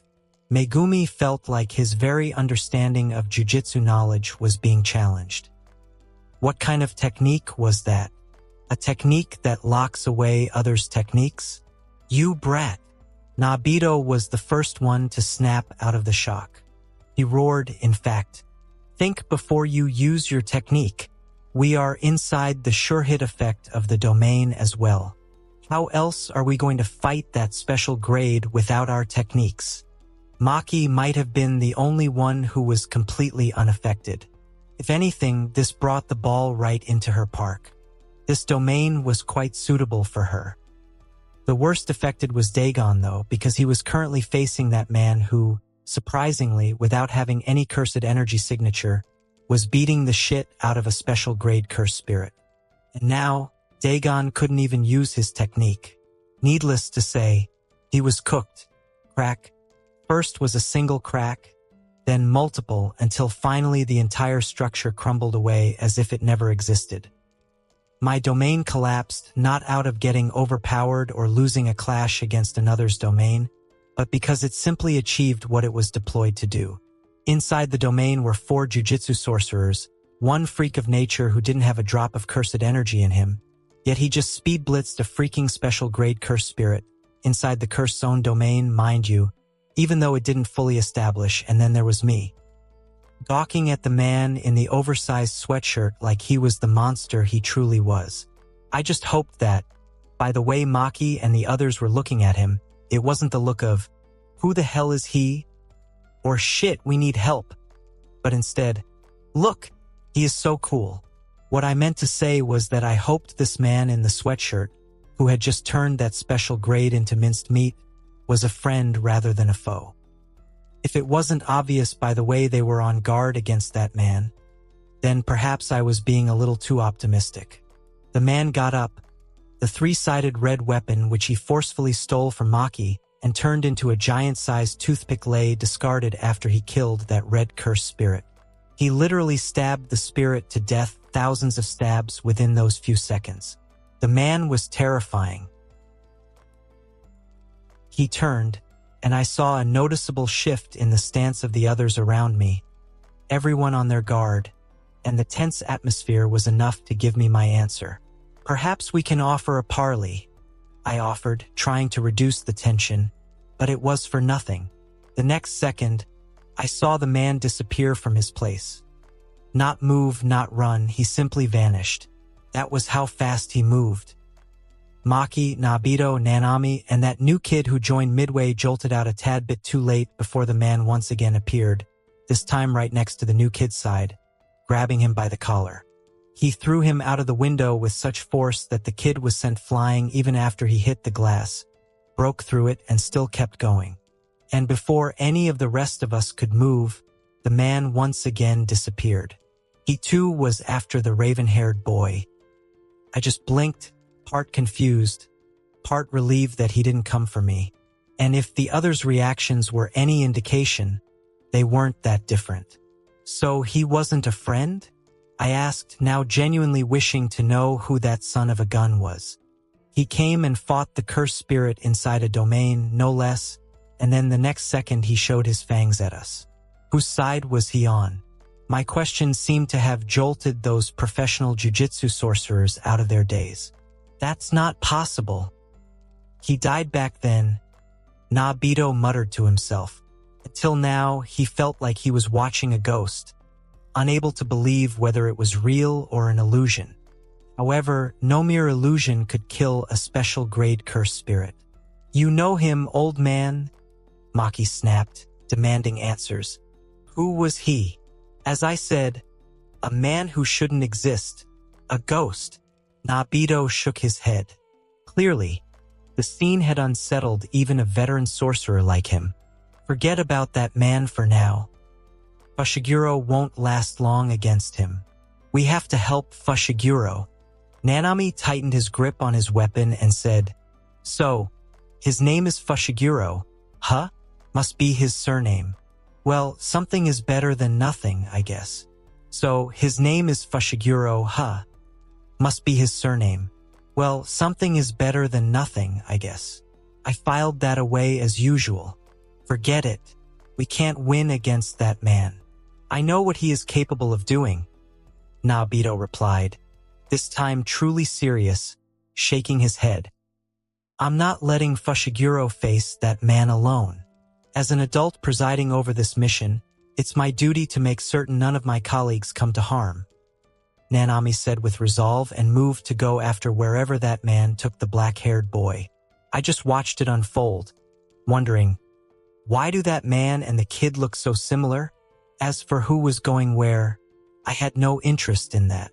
I knew where I was going, out of Shibuya, and if possible, out of this damn country. What about you? Maki asked, looking at me. She too wasn't planning on letting Nanami go after Fushiguro alone. Me? Yeah, what are you going to do? If you're not planning on fighting, then get out of Shibuya as soon as possible. It's dangerous out here. Though I don't think I have to tell you that, now do I? Maki snorted, clearly a bit bitter at me for something. Or perhaps that was just her general attitude toward everyone. Dagon, you're gone as well. The walking trio and I froze at the sudden shift in the air. A chill ran down my spine at that voice and that pressure.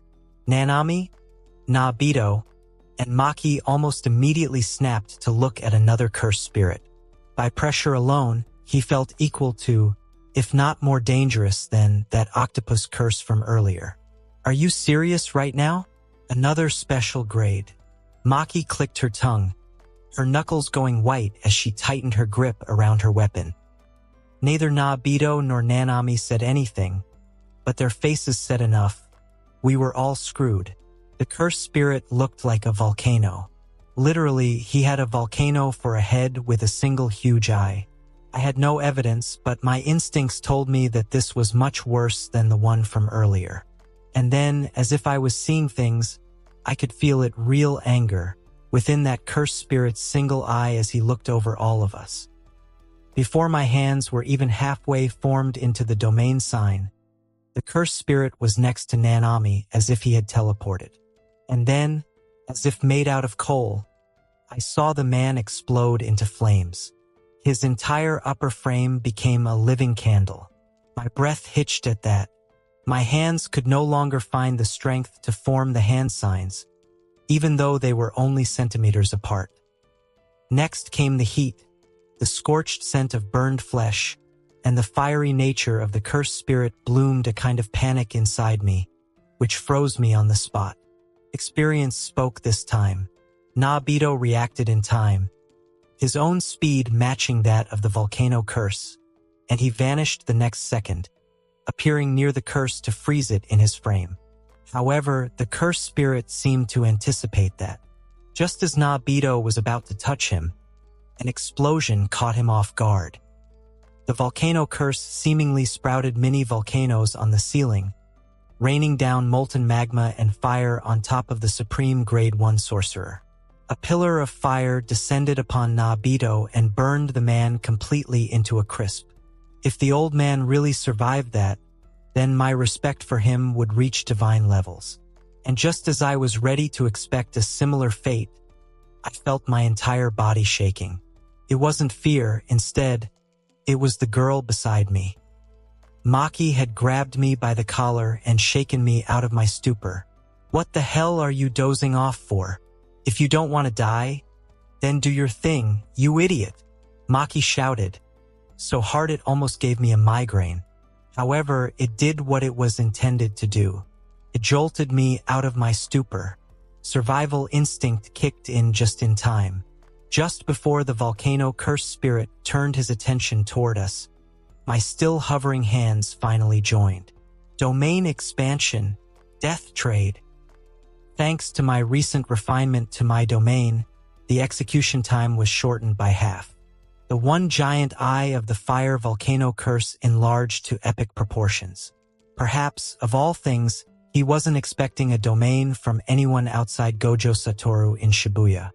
He backed off almost instantly, his hands already trying to form his own domain, but he was late. My domain's increased speed made sure that it hit him first. My domain encapsulated us. Me, Maki, and the curse.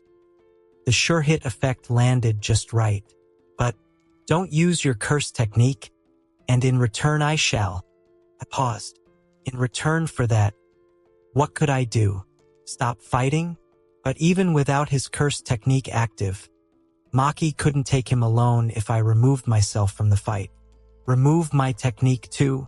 but that would collapse my domain.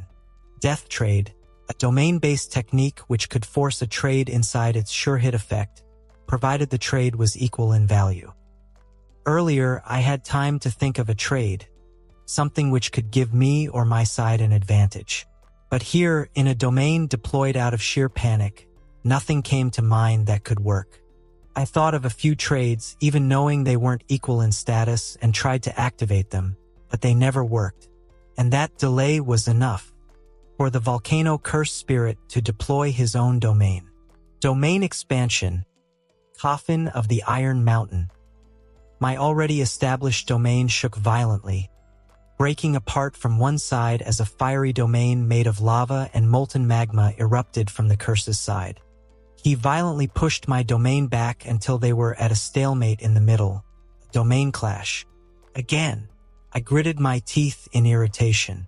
I was once again in that situation where both of our domains were equally refined. Irritation rang inside me.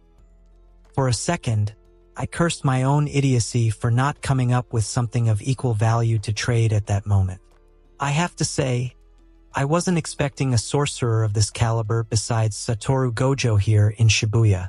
Guess you Jujutsu sorcerers are not entirely out of options just yet besides Gojo. No wonder Dagon died. You were responsible for it, weren't you? However, make no mistake, you'll die here. You're no Gojo Satoru, the curse said. Anger and a gleam both shone in that single big eye before he rushed toward us inside the clash of domains. Maki! I shouted, barely calculating who the volcano curse was targeting first. And unlike what I anticipated, it was not me, the one holding up the domain, but her. As soon as the volcano curse spirit released his domain hand signs, my domain slightly gained the upper hand just because I was still actively maintaining it. However, that slight shift was useless if he killed me first. Involuntarily, I too had to let go of the hand signs and defend against the incoming attack. The volcano curse's hand lit up with fire, and the next second he unleashed what felt like a flamethrower from his hands toward us. Maki gritted her teeth. She was completely outmatched at this level of battle. She knew she had to protect me or the domain would collapse, and both of us would die. Without thinking twice, she put herself in front of me, ready to face the fire alone, to burn if that was what was destined for her. And just as the fire reached her, just as she braced herself to be scarred for life or give up on it entirely, something shifted around her. The fiery heat suddenly vanished, because it met a wall made out of pure water. What? The volcano curse stopped in pure disbelief. I slowly removed my hand from the ground, and as soon as I did, the water wall disappeared. Maki snapped her head toward me like she had seen a ghost. You! What? How did you do that? I just gave her a knowing smile. Just a trade. Nothing much. Death trade. A technique where the user can force a trade of any kind inside their domain, as long as the trade values are similar. However, that didn't give it its unique name. Not at all. If anything, being able to put a trade was the secondary function of the technique, since a primary trade came pre-imposed on both the user and the enemy. The trade of death. This particular trade only takes place when someone dies inside the domain. It doesn't matter who kills whom. Upon the death, the other shall get it all.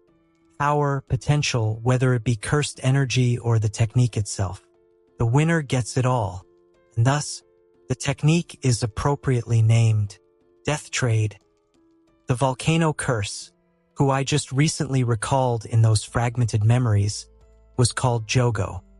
He stared at me like I had poked him in his eye for fun's sake after I somehow summoned water out of nowhere. Maki wasn't that different. She wouldn't call her knowledge of jujitsu diverse by any means, but even she knew that most techniques are linear in nature. The boy's technique, as she saw in the domain, was about trading, if she wasn't mistaken.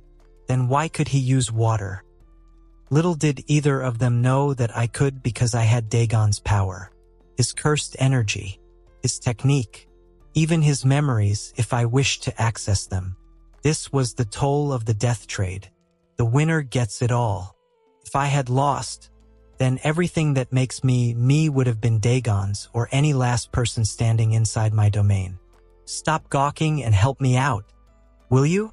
I snapped Maki out of her stupor.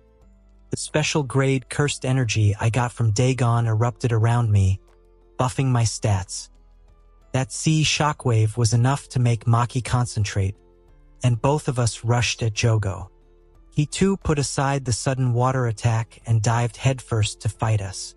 Water surged around me in violent currents, crashing against the burning landscape of Jogo's domain and the inky black of my own.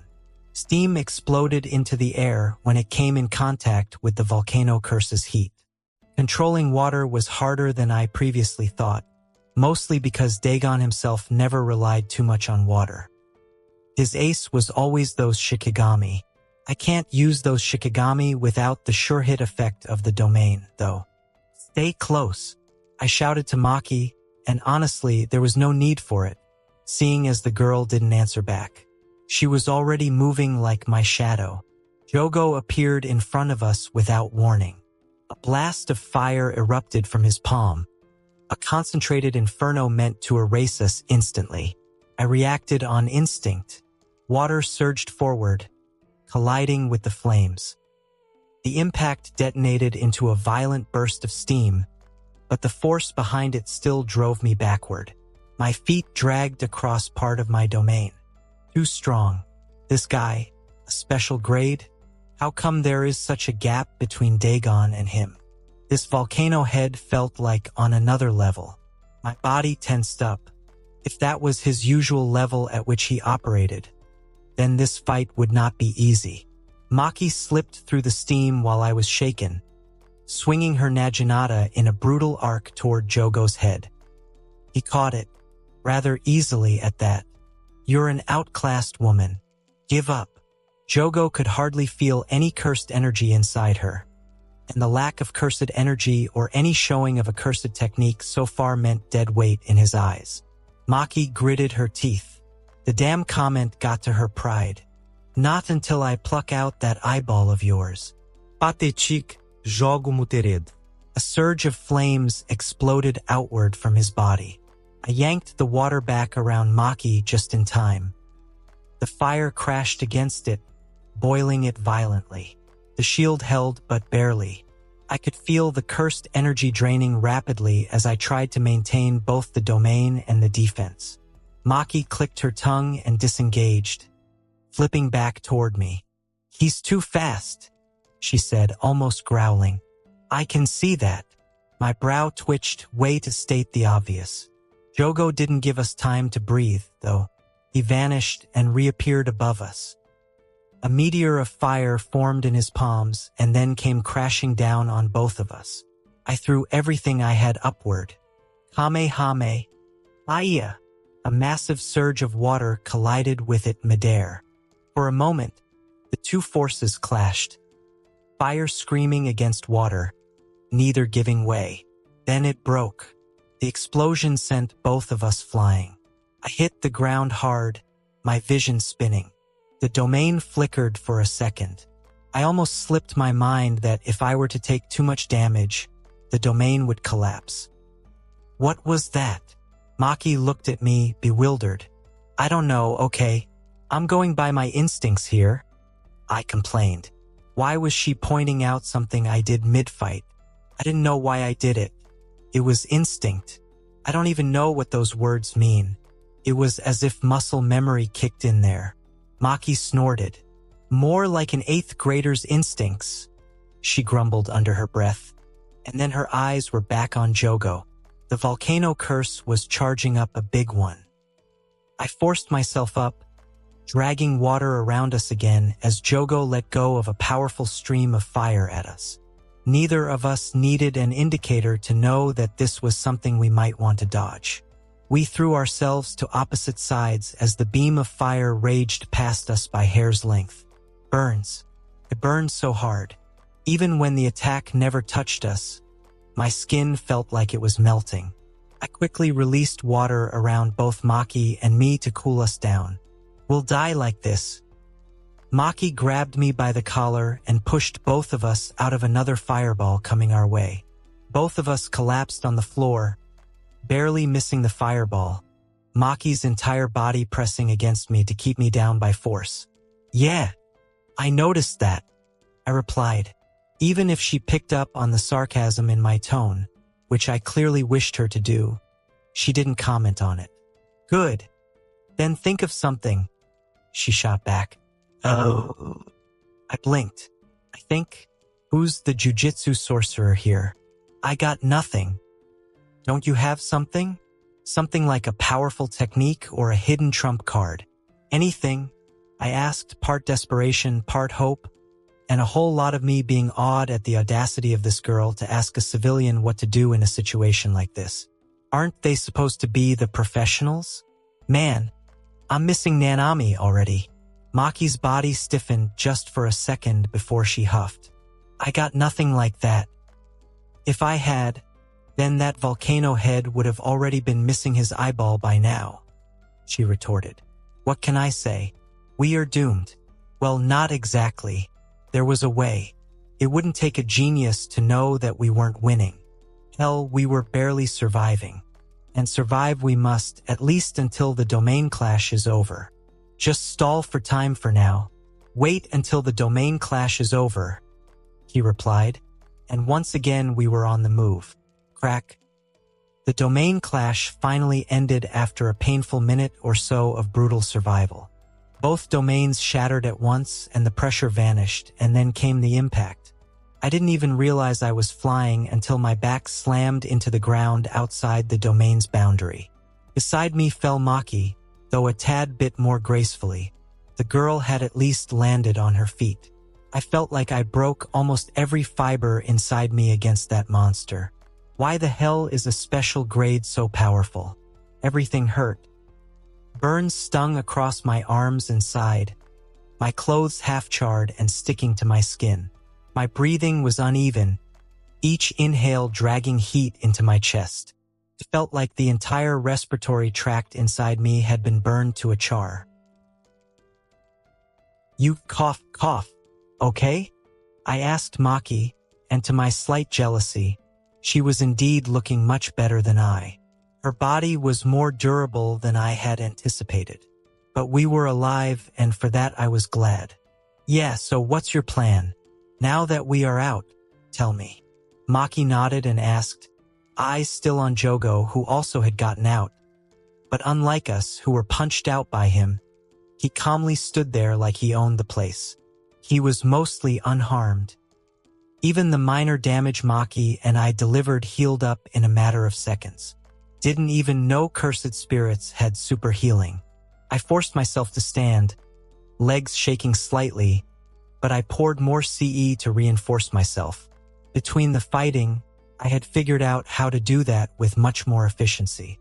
I observed him for a few seconds before answering Maki. "Cool down." "What?" she asked, confused. After a domain use, a sorcerer's technique goes on cooldown. Could be seconds, could be minutes. During this time, we can't use our cursed technique. I assume it's similar for cursed spirits as well. I can't use my domain for a while, and he most likely can't use his fire-based technique either. This is our chance. We have to take him out before he recovers his technique, I explained. Maki blinked, looked at me, then at the cursed spirit, then back at me. "I understand." She nodded. Maki didn't know that something like this existed.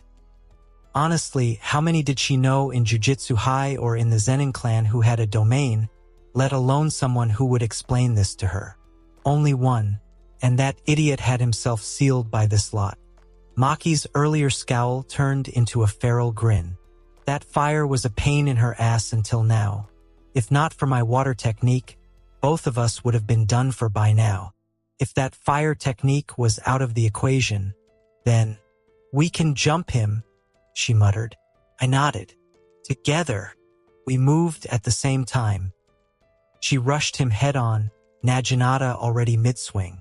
I followed a step behind, C reinforcement tightening around me. I was getting better at this cursed energy business during the fight. But when it came to fighting itself, I sucked. I could only amateurishly throw punches and kicks with reinforcement. That was the limit of my current offensive capabilities. Jogo moved at the exact same time we did, almost twice as fast as us, covering more distance than we could, launching himself toward us. Maki's strike came down with enough force to crush bone. Human bones, mind you, not spirit bones. Definitely not special grade bones. Jogo raised his arm and blocked it. The impact cracked the ground beneath them. It was almost terrifying how physically gifted the girl was. I was almost envious, but still Jogo's stance didn't break. I came in from the side. My punch landed against his ribs. Felt like hitting solid rock. However, the impact wasn't fruitless.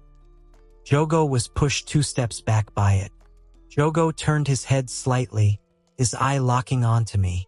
That big eye honed onto me like a predator finally spotting its target. His logic was on point. The woman had almost no cursed energy. The real threat in this fight was the man. But the woman was annoying. Kill her first and remove the annoyance.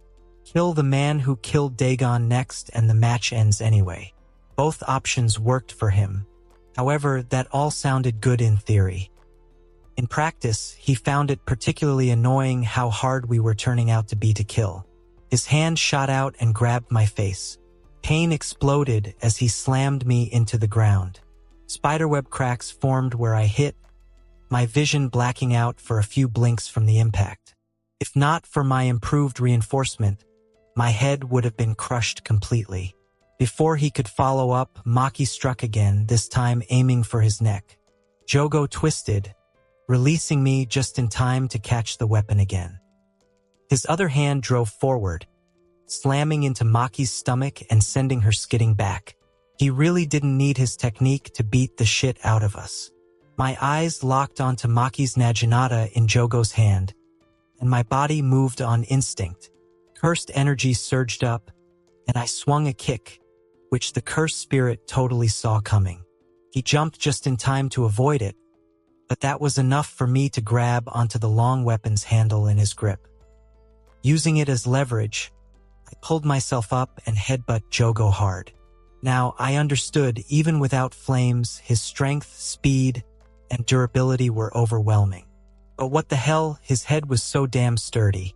The stars I saw a few seconds prior came rushing back, filling my vision. It was only a testament to how hard I delivered that headbutt that even Jogo was clutching his head, forced to let go of the Naginata and step back 3 steps. "You annoying damn human," he growled. A fist was already coming my way.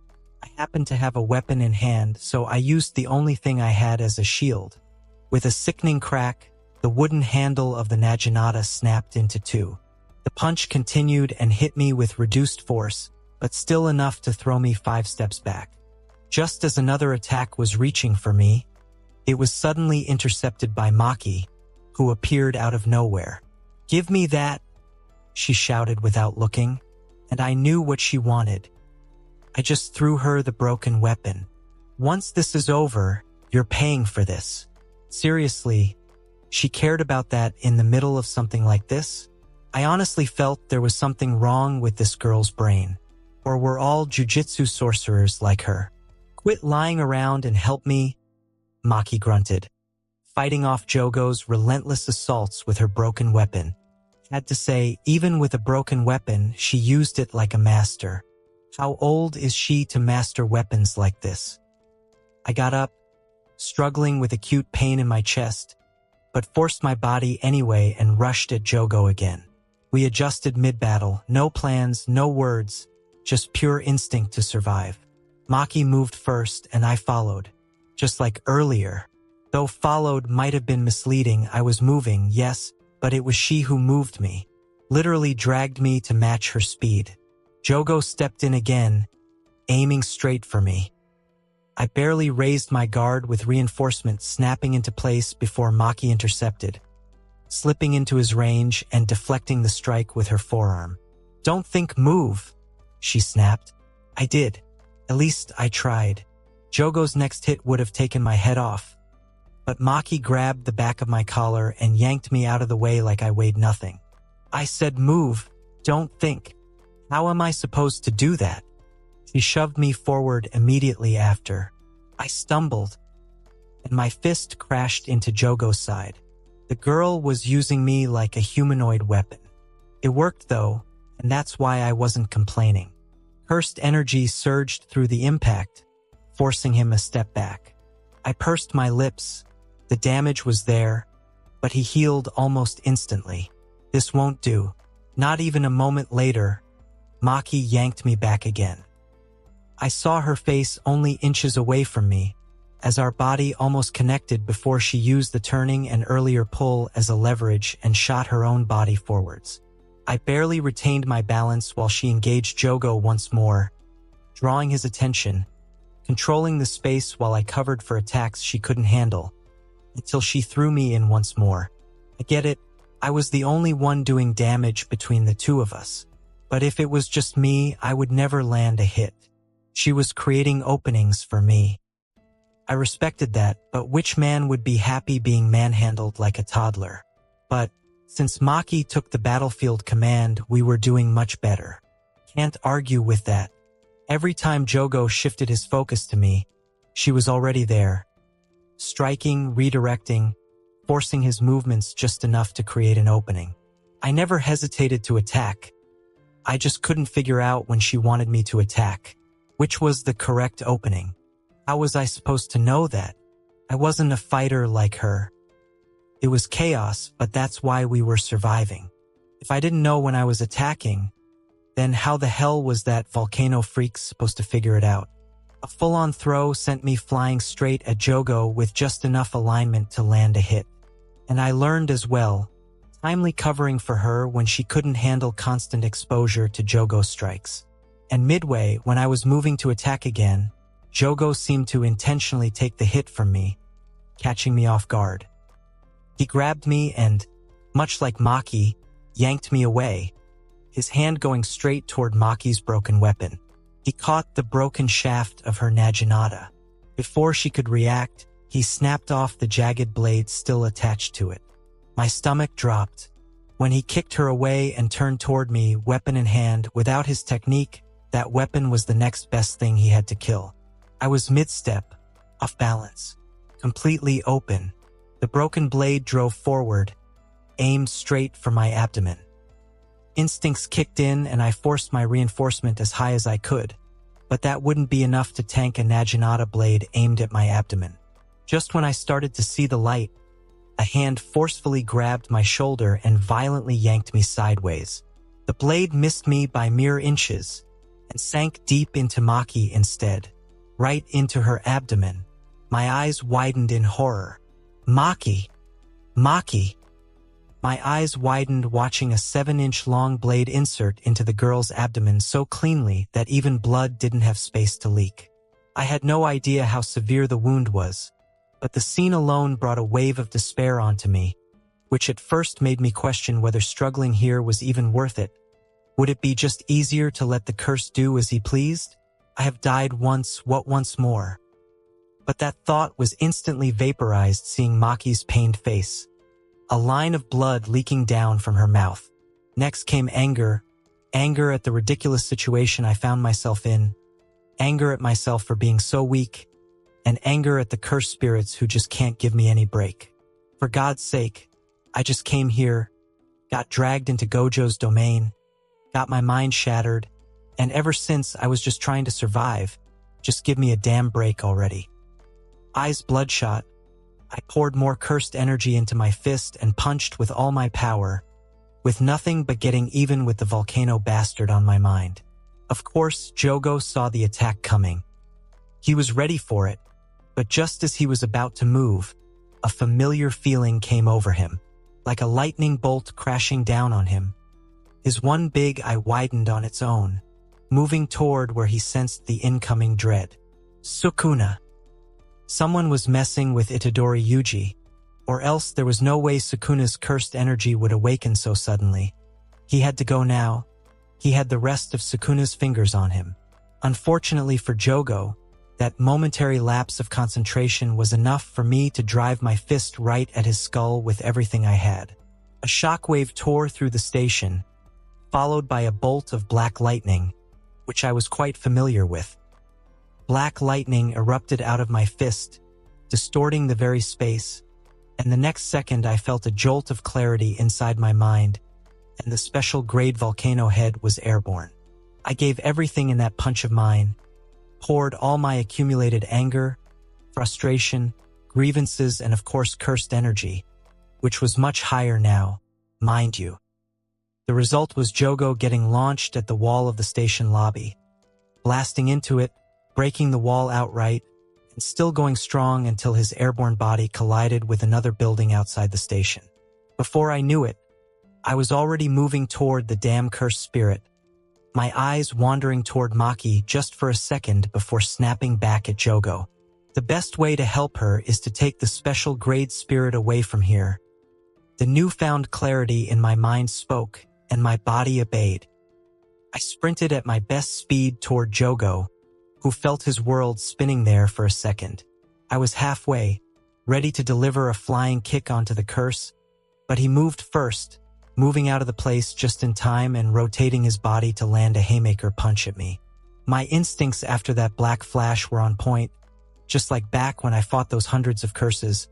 I moved just in time, shifting my body midair and catching his hand, using my velocity and weight to throw him away. Both of us stood up just in time and were already rushing at each other. My fist shot toward his face, he tilted his head slightly too easily, and my punch grazed past him. His counter came instantly, a straight strike aimed at my throat. I barely brought my arm up in time. Getting him by chance was one time, but the bastard was still better than me in almost everything.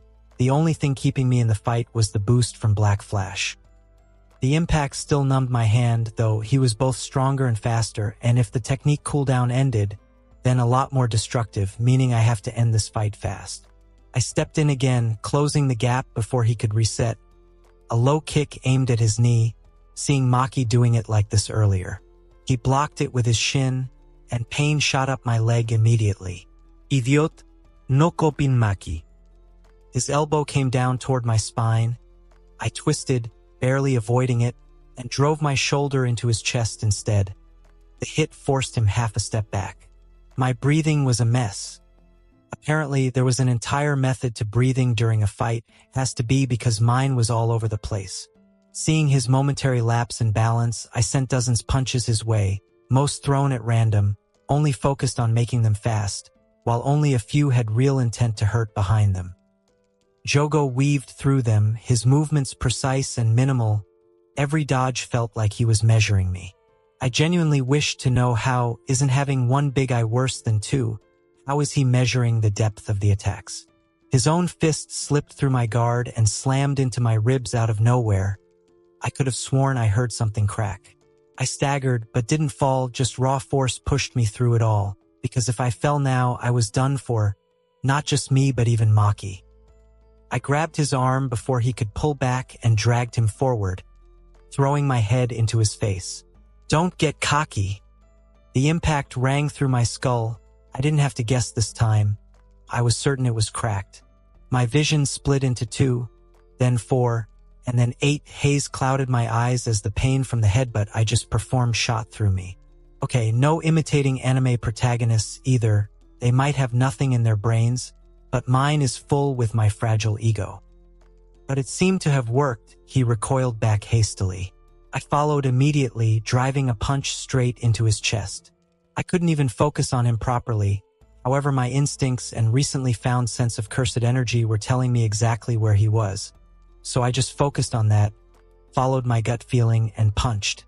Cursed energy surged once again. I felt my fist connecting in time, and then for a split second everything aligned again. Black lightning tore open the space once more, erupting a shockwave which almost cleared my haze. The world distorted as the impact landed. Jogo's body folded before being blasted backwards once again, this time much faster, tearing through the ground as he was sent flying across the street, carving a path of destruction through concrete and debris. Follow him, don't let go. My mind resonated with only this mantra, hammering the point into every breath I fought for. Every step burned. My body screamed at me to stop, but I pushed harder, already chasing him before he could recover. The second black flash had cleared my mind enough to at least think straight. Jogo, on the other hand, felt like his mind was hammered by someone. His single eye looked bruised, and the volcano on his head emitted smoke of utter confusion at his current state. And just as I was on him again, ready to start another round of violence, my mind snapped. Not the bad kind, but the kind which reminded me that it had recovered. No, it had recovered even before that. I just couldn't think in my anger. It was my technique. Black Flash had recovered my technique. I didn't even have to think before my body was already moving, gathering all the cursed energy into my hand. I pushed it down to the ground with force. The second it hit, the ground burst open. A crack formed along the side of the smoothly built Shibuya Street, and water came out like a natural disaster. Jogo noticed it, of course, but that didn't prepare him for the next tsunami which erupted from beneath my feet. A wave of 6-meter-tall water came crashing toward him and slammed into him with so much power that he couldn't even move in time. Water roared into existence behind me, vast and violent, swelling into a towering mass that blotted out everything in its path. A tsunami, born from raw, cursed energy and instinct, crashed forward with unstoppable force. The wave swallowed him whole. Even if he had reacted in time, without his cursed technique, he couldn't have done anything in front of such a large-scale attack. Concrete shattered. Cars twisted and were dragged like toys. The streets of Shibuya vanished beneath the surge as everything was ripped away and carried forward. Now I realize why this level of curses is called disasters. They can indeed cause casualties and property damage like natural disasters in life. And this was just water. I didn't even wish to see what something like an outer space disaster would look like. The thought of a meteor shower rushing toward Earth would terrify even someone like Satoru Gojo. Sure, nothing can touch the guy, but what about his friends, his family, or the best barbershop he gets his haircut at? Shaking my head out of the possible disastrous nature of this world, I focused back on the cursed spirit I just sent flooding. I ran. It was a good thing Volcano Head was moving away from the station, but I couldn't let him out of my sight. Riding the edge of destruction, chasing the point where the wave would break, I found my target. Jogo looked pissed. The water began to settle in the distance, collapsing into chaos and ruin. I was already running towards him. Can't let him get his balance back. As long as I reach him, I know I can get through this. So I bolted, launching myself at him with everything I had. Before Jogo could even remove a bowl's worth of water on top of his volcano head, he saw a shadow falling on top of him. Jogo moved faster than he had ever moved in his life, and the next second the entire area was cracked open by my landing. I was pushing my cursed energy output as far as possible. Those black flashes have indeed helped me in fights. Curse you! Jogo gritted his teeth. But unlike what he expected, I didn't rush at him immediately after I landed and destroyed the street. No. I formed a familiar hand sign which made his eyes widen when he recognized what I was doing. Domain expansion. Death. Before I could even complete it, his fist crashed into my side, taking away my breath. The volcano moved so fast that I couldn't even track his movements. You annoying human. Why can't you just die? Jogo growled, swinging a haymaker fist at me. I barely caught that and swept my leg at his, going for his knee, but he jumped and gutted me right at the abdomen with his knee. My balance crumbled at that sudden blow, and I was sent skidding across wet concrete, breath knocked from my lungs. He didn't let go, though. Just like me, he was also already after me. He was on me instantly, striking again and again, forcing me to defend instead of focus. I barely defended myself from his fury-infused punches and jabs. Hardly had time to free my hands. I knew that he knew that if he gave me any leeway, it was over for him. His technique was still on cooldown while I could open my domain. Every time I tried to create even a moment of stillness, he shattered it, mainly trying not to let me join my hands. For God's sake, why do I need both hands to use my domain? Why couldn't it be just a one-hand sign domain? I blocked a strike, countered with a punch to his jaw, but he barely reacted. His knee drove into my stomach, once again folding me over in pain. Okay, that definitely felt personal. All air was knocked out of me with that one hit. No space, no time. The bastard was not leaving any gap for me to exploit. I gritted my teeth and forced myself forward again. Fine. I'll make the opening myself. I lunged at him with determination clear in my eyes. It's been already a few minutes since our last domain clash. His technique would recover any minute now. Have to hurry. A straight punch, he parried. Another punch immediately after that, but he dodged this one. And that was when I found it, the gap. This was what Maki was talking about. I stepped in closer. The earlier dodge leaving the volcano head in a strange position. I exploited it. Pouring cursed energy into my legs, I once again went for a knee blow. Jogo staggered as his knee gave out just in time. This was my time. Domain X. Before I knew it, Jogo pulled a one-handed stand and with his non-injured leg aimed right at my jaw to spin my entire vision around. Son of a... Anger once again filled me. I was so close to ending this match and this guy wouldn't let me. Irritated, I let go of the damn domain and sighed, "Damn it," and let the hostile instinct take over. A fist was aimed right at Jogo's smug face as soon as he came back up on his legs. For a second I felt my fist vibrate on contact, and then for the fourth time since I woke up in this world, the sparks of black blessed me. Space distorted open. Thunderous black lightning sparked, burning the surroundings and painting everything with black. Jogo's face distorted and he was launched yet once again toward a building, creating a crater in the wall and getting lost somewhere in some poor bastard's kitchen. Pain exploded across my body. As much as those black flashes were clearing my mind, they were also making me realize just how much I have overexerted my body. End this. I'm ending this now. Domain expansion. Death. Before I knew it, my head snapped backwards. My balance gone and blood exploded out of my head. My astonished eyes widened and captured why I was falling back instead of opening my domain. A frying pan, hanging just above my head. A frying pan which just flew out of that. I couldn't even complete the thought before more kitchen appliances came flying at me, out of that hole made in the building. This bastard, he wouldn't let me open my domain, no matter what. Before I fell, I supported my upper body with my hands and with all my strength tossed myself back to my feet. As soon as they touched the ground, I was running towards the damn kitchen. I'll cook that volcano today. Jogo seemed to have the same thought. He emerged out of the building almost at the same time, rushing at me. I was a tad bit faster. My fist was already on top of the cursed spirit's face, with everything I had left, which wasn't much, honestly. My body was running on fumes by now. Jogo's head snapped to the side as the impact jolted his head. His posture broke with that attack.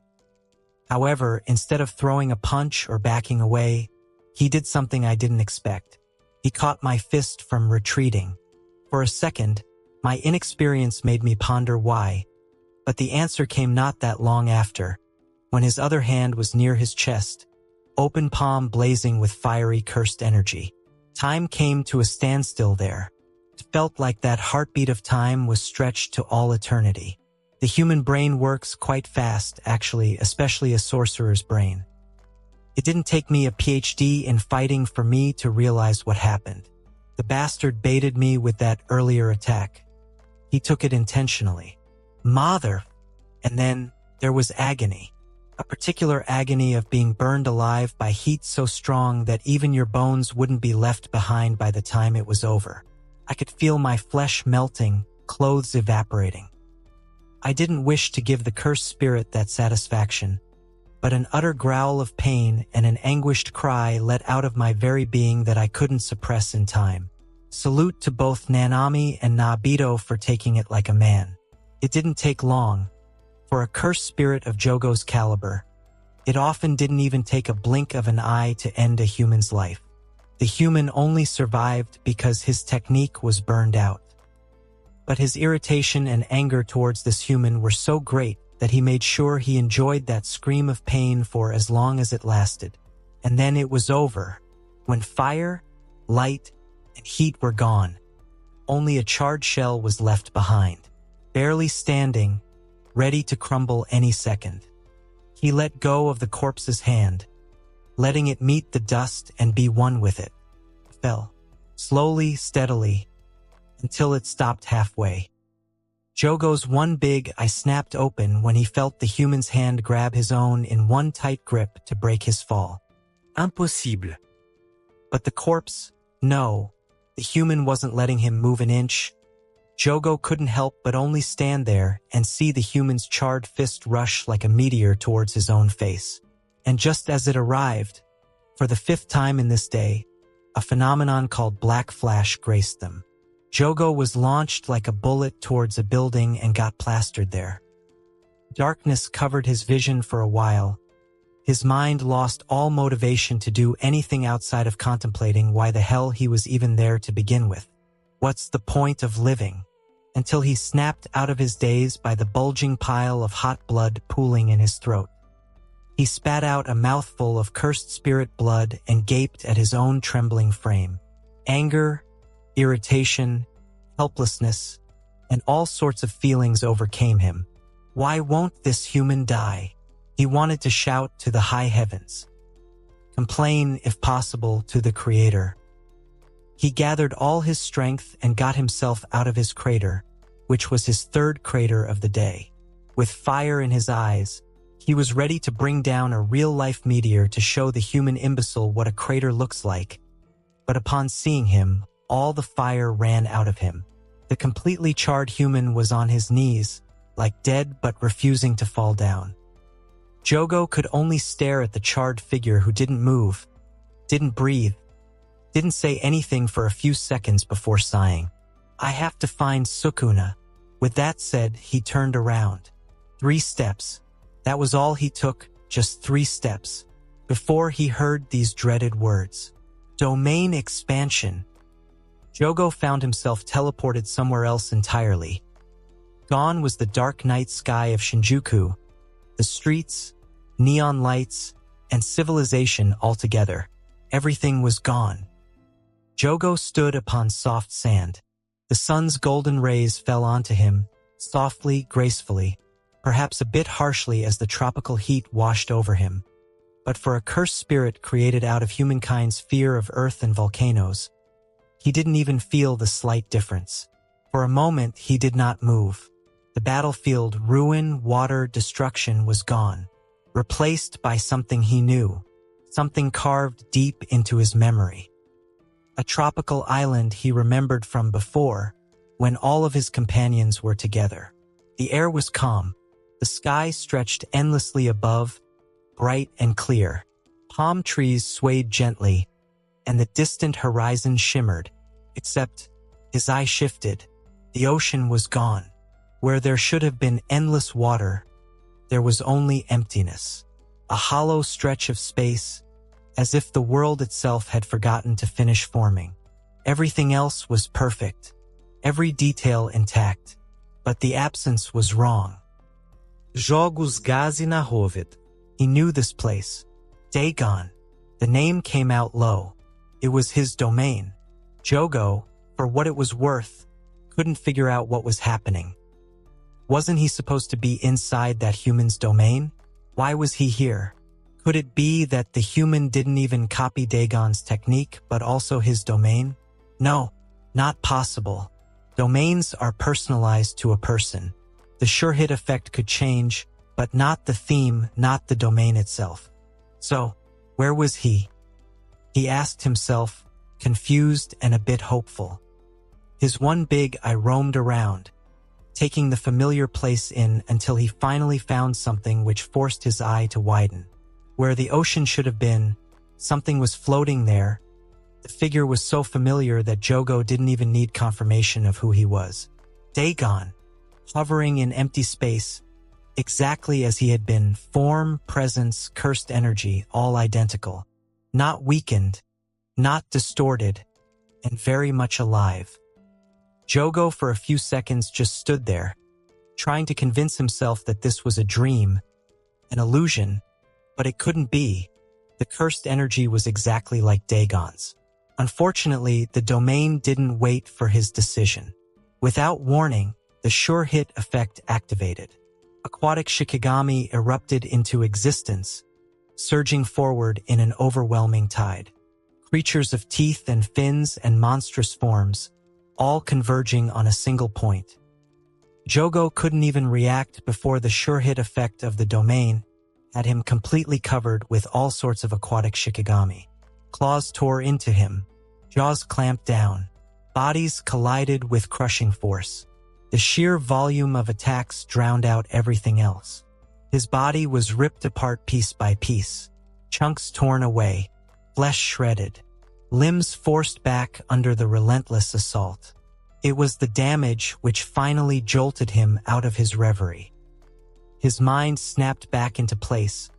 Cursed energy surged around him immediately, coating him in a thick form of coating. It was domain amplification. The next wave of Shikigami struck, but couldn't get their teeth to sink into him before being repelled by Jogo's domain amplification. The very technique which earlier saved him from Satoru Gojo was now saving him from Dagon's domain. The sure hit effect broke against the amplification, its guaranteed nature stripped away. The creatures still attacked, but no longer with inevitability. He tore through them, burning through their forms with raw physical force, crushing and ripping them apart as they came. Without the sure hit effect, those creatures were nothing for him. However, there was still Dagon, still floating, watching him from further away. Dagon, Dagon, no response. Nothing at all, which made him finally believe that something was indeed wrong. Before he figured out what to do about the situation, without hesitation, Dagon's figure launched itself forward. Next second, Dagon was right on top of him. His fist connected to Jogo's hand, which he raised just in time to block. The impact sent a shock through his body. The power was real. This couldn't possibly be an illusion. Oi, jogo gravlid. This isn't funny. Dagon completely ignored that. He continued to attack. Jogo countered, deflecting the blow and stepping back. He clashed again, trading blows with the figure. Every movement was familiar, every angle, every surge of cursed energy. To the minute detail, everything was like Dagon. However, Jogo's gut feeling told him that this wasn't Dagon. It can't be. It was identical. Yes, but not Dagon. I see. Is this that human's sure hit effect? Is that how he killed Dagon? He forced Dagon to fight one of us. Jogo's expression darkened. What insolence! Jogo's temperature rose.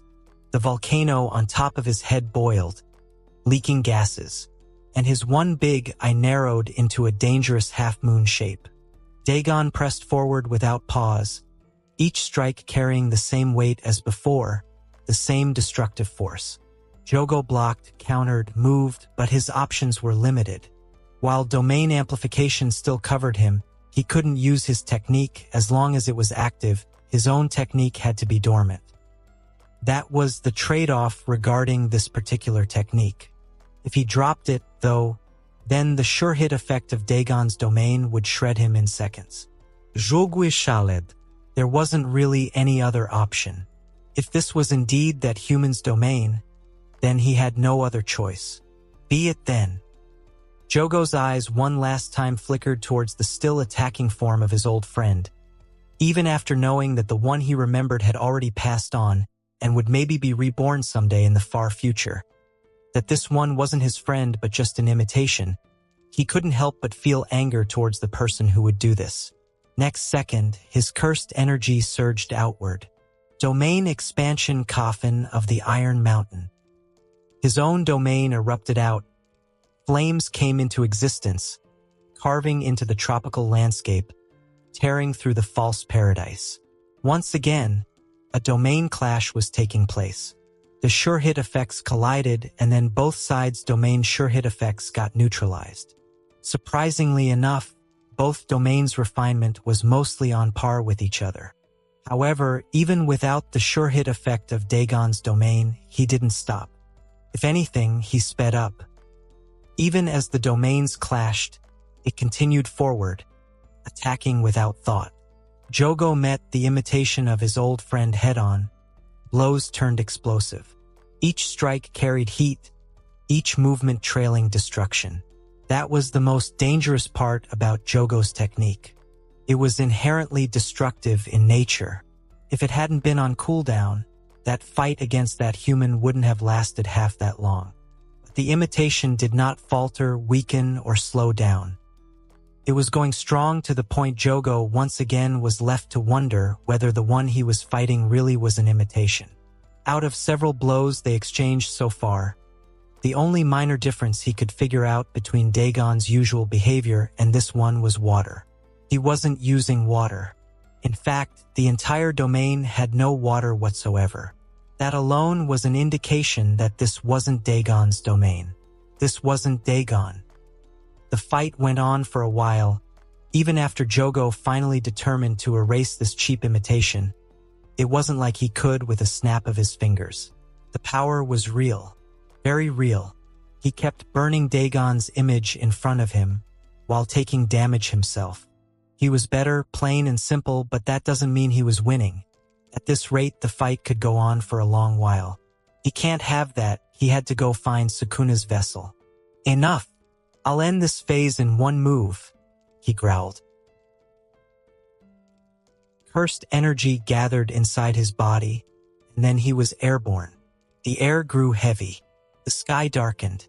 Above them, something formed. It was a massive burning ball of death. It was a fireball the size of a small island, and it would have destroyed the entire Shibuya if Jogo had launched something of that scale at a city. And he was pulling it into a domain clash. Maximum technique, maximum météore. The meteor fell as if heaven's wrath had been brought down on earth. It was death in all senses, even for a special grade curse like Dagon. However, facing such danger, the water disaster didn't back down. Instead, he rushed towards it, rushed at the massive meteor and rushed at Jogo, who launched that thing. Dagon directly faced the attack, his body burning up, yet he refused to use water.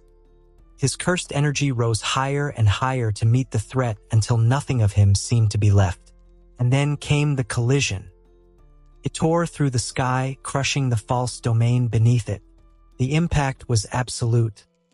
Fire and force collapsing everything in its path. The impact was so devastating, in fact, that the domain clash finally broke.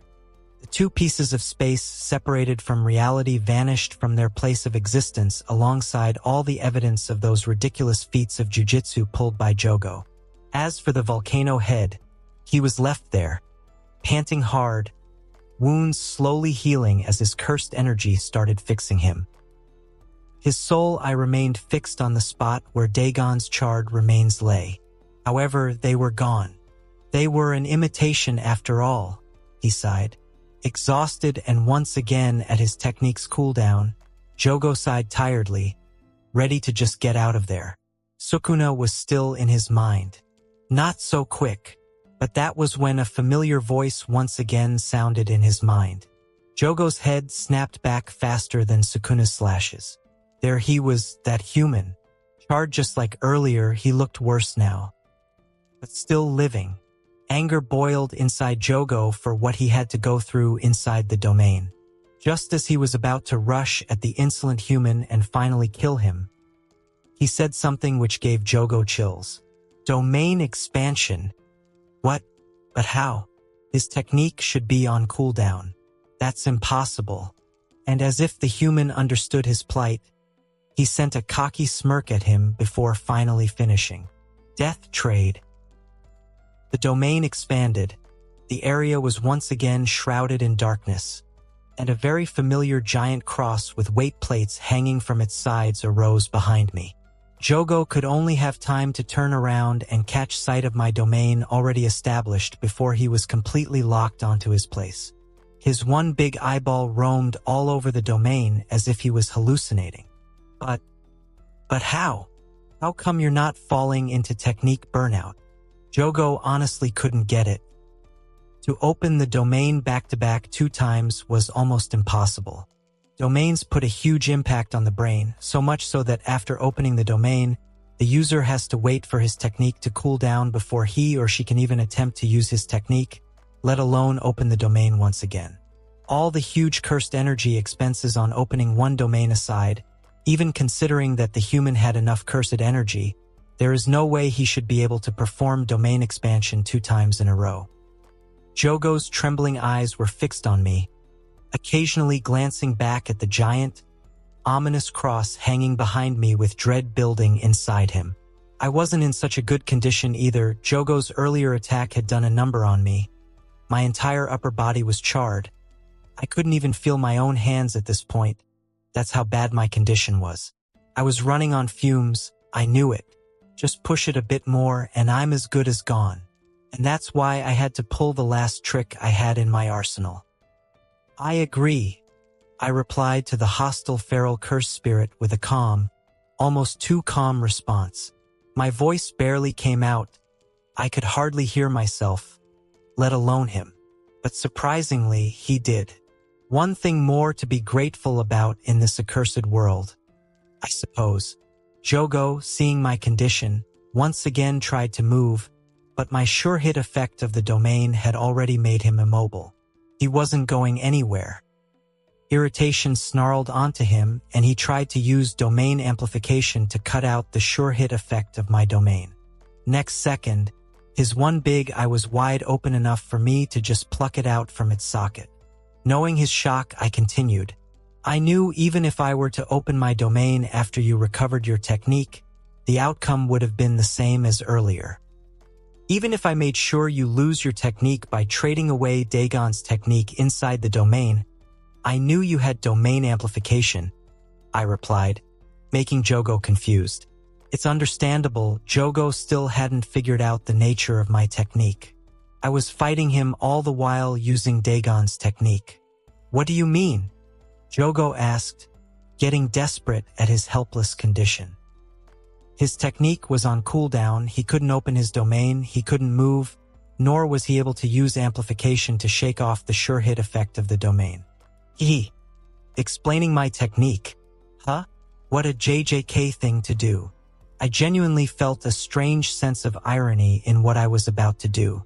Explaining my technique to an enemy, it would be idiocy in any other world, but here it was rewarded.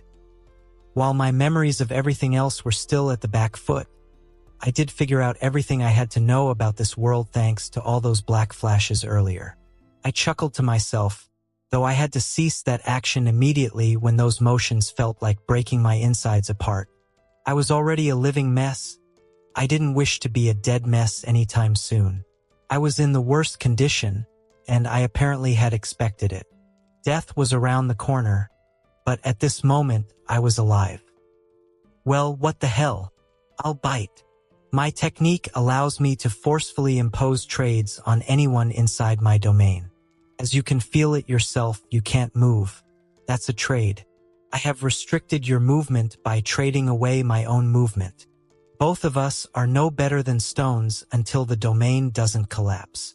Jogo blinked, finally starting to figure out the nuance of my technique. He finally started to connect the dots. I continued. Usually, trades have to be equal in value for them to work. I can't ask you for your life in return for something less important, can I now? Back when my domain connected, before you clashed your own domain with mine, I had you in there, but couldn't figure out a suitable trade in my favor.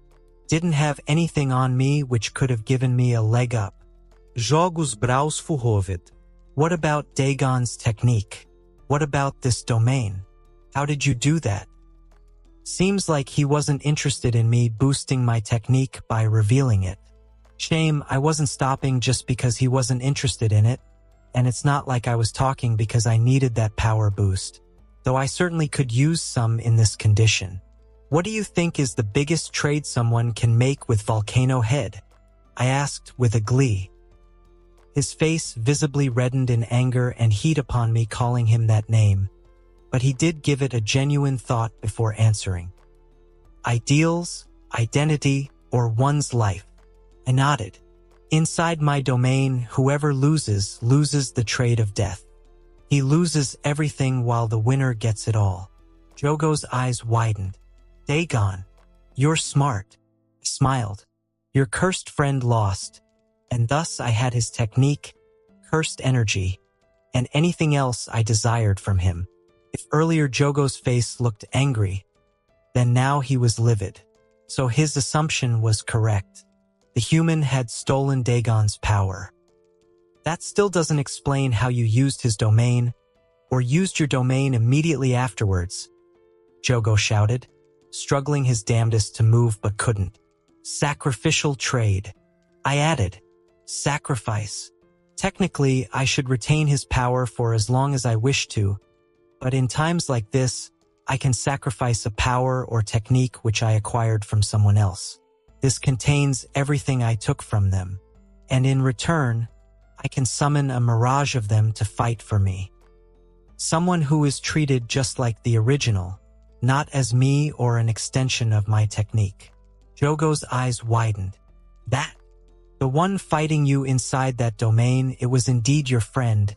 It has everything of your friend besides his mind and soul.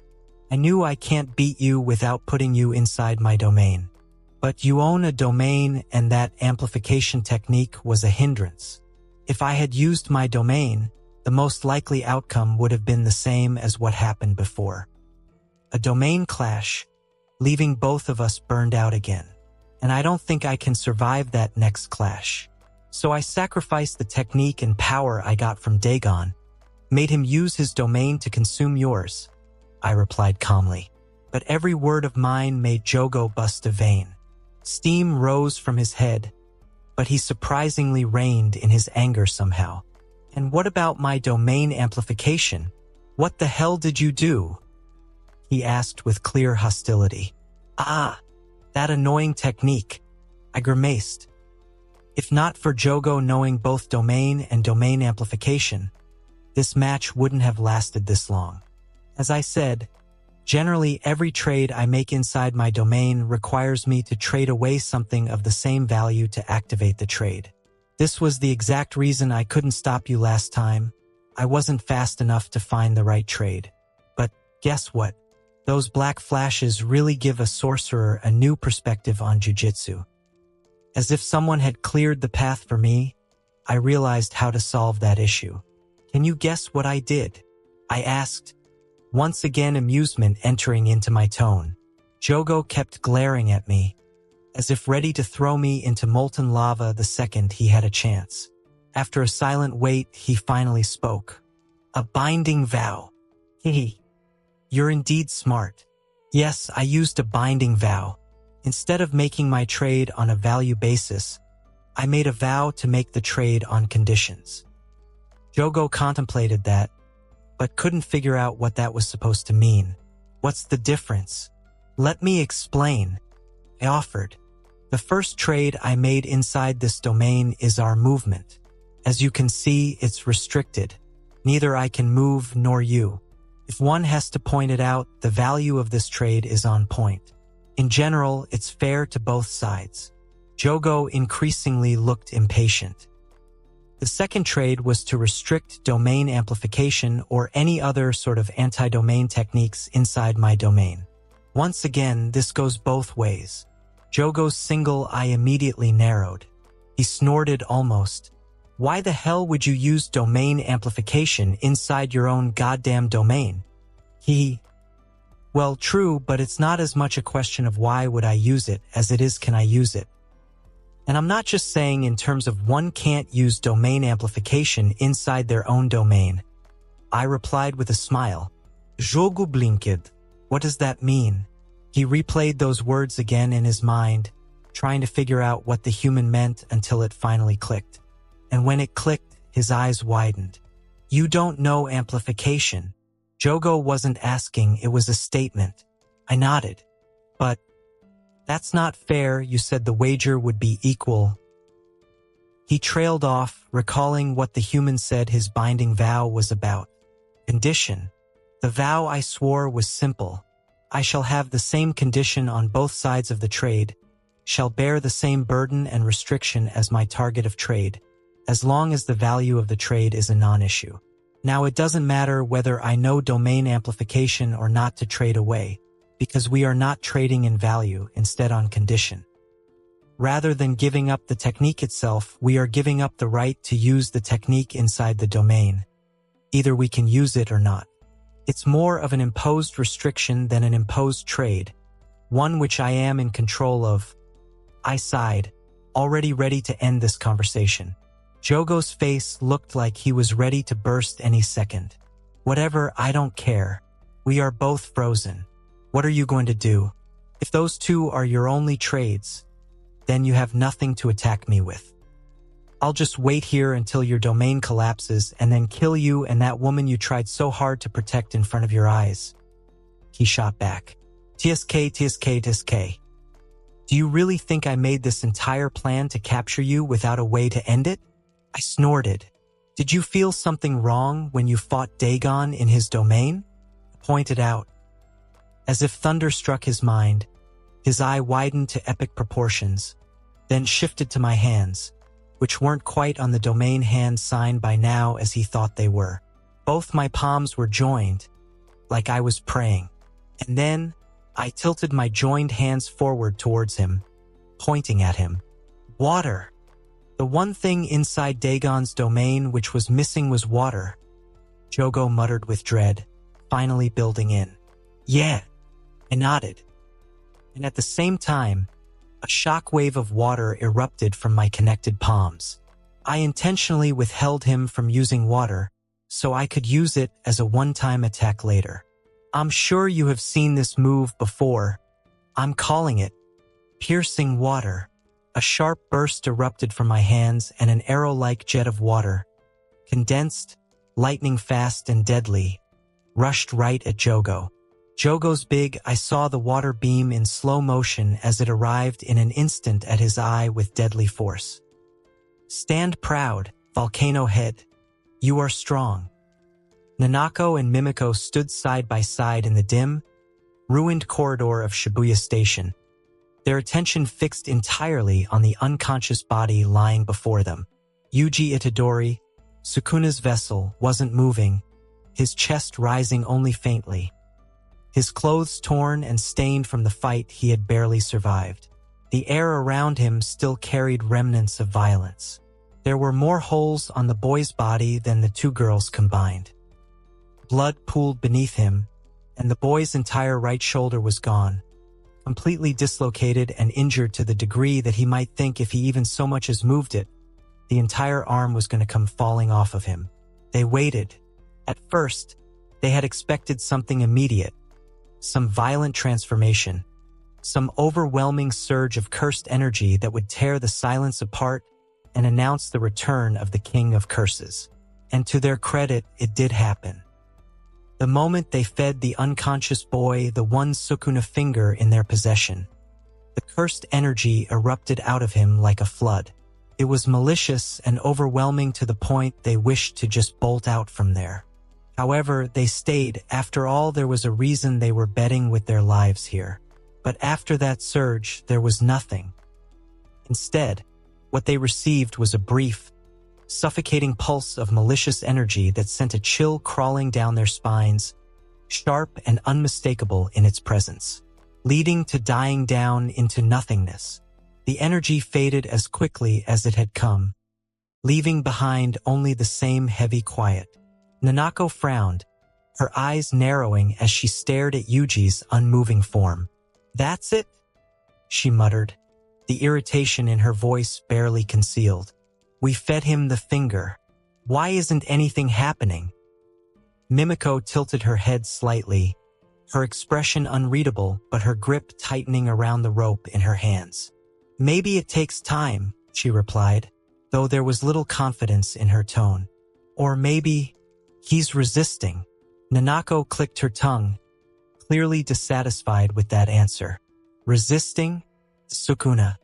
How is he still in control after that? She kicked lightly at a piece of debris near her foot, her frustration growing with every passing second of silence. This is pointless. We should have seen something by now. Mimiko didn't respond immediately, her gaze still fixed on Yuji as if expecting him to suddenly sit up at any moment, like a big bad villain ready to tear them apart on first sight. That didn't sound like something she wished to face, but unfortunately for both of them, that was exactly what they needed currently. But the boy remained stubbornly, almost painfully human. No change in him. Inside Yuji's body, though, the situation was much different. Sukuna sat upon his throne of bone and shadow, one hand resting lazily against his cheek as he observed the girls with an expression of complete disinterest. Pathetic fools. Do they really think one finger is enough? If it was that easy to get control over this damn brat's body, then I would long have done so. He scowled. A low, almost inaudible scoff escaped him as his fingers tapped idly against the arm of his throne. For a fleeting moment, the thought crossed his mind to simply lash out, to send a dismantle tearing through the body from within and carve those two nuisances apart where they stood. Not like he can, but the thought was all that counted, right? The brat had to go ahead and lose against that cursed spirit, and now he lay dying. It was infuriating. Part of him wished to heal the brat because that would be saving himself, at least part of him. But the satisfaction of seeing the brat dying was also enticing. So he waited, just as he always did. There wasn't much to do inside the brat anyway. If only Yuji Itadori weren't someone who could have suppressed him, or better yet, the brat wasn't his vessel to begin with. It was clear that curses weren't very affectionate towards his vessel. Time passed. He waited for those girls to give up or finally kill the brat, when suddenly a surge of cursed energy rippled through Shibuya, distant yet unmistakable.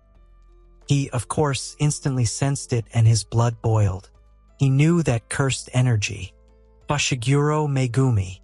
He grumbled, earlier irritation of being kept like a prisoner inside this brat's body turning into anger. Clearly, he wished to go there and see what that was about. He had sensed many things tonight. Curses, sorcerers, fragments of chaos scattered across the city. But this was different. One of Fushiguro Megumi's Shikigami, surely, but this was different. He could tell. There was a weight to it, a presence that stood apart from the rest.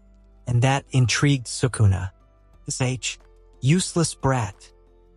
He once again cursed the annoying human who was currently his vessel.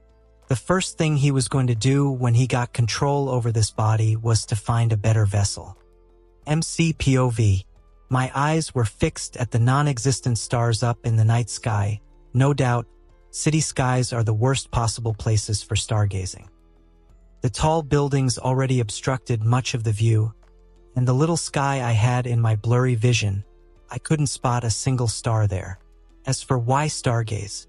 Because my body wasn't capable of doing anything besides that. Once I won, my domain cracked open, I just let go. Fell back with a thud, my body giving out.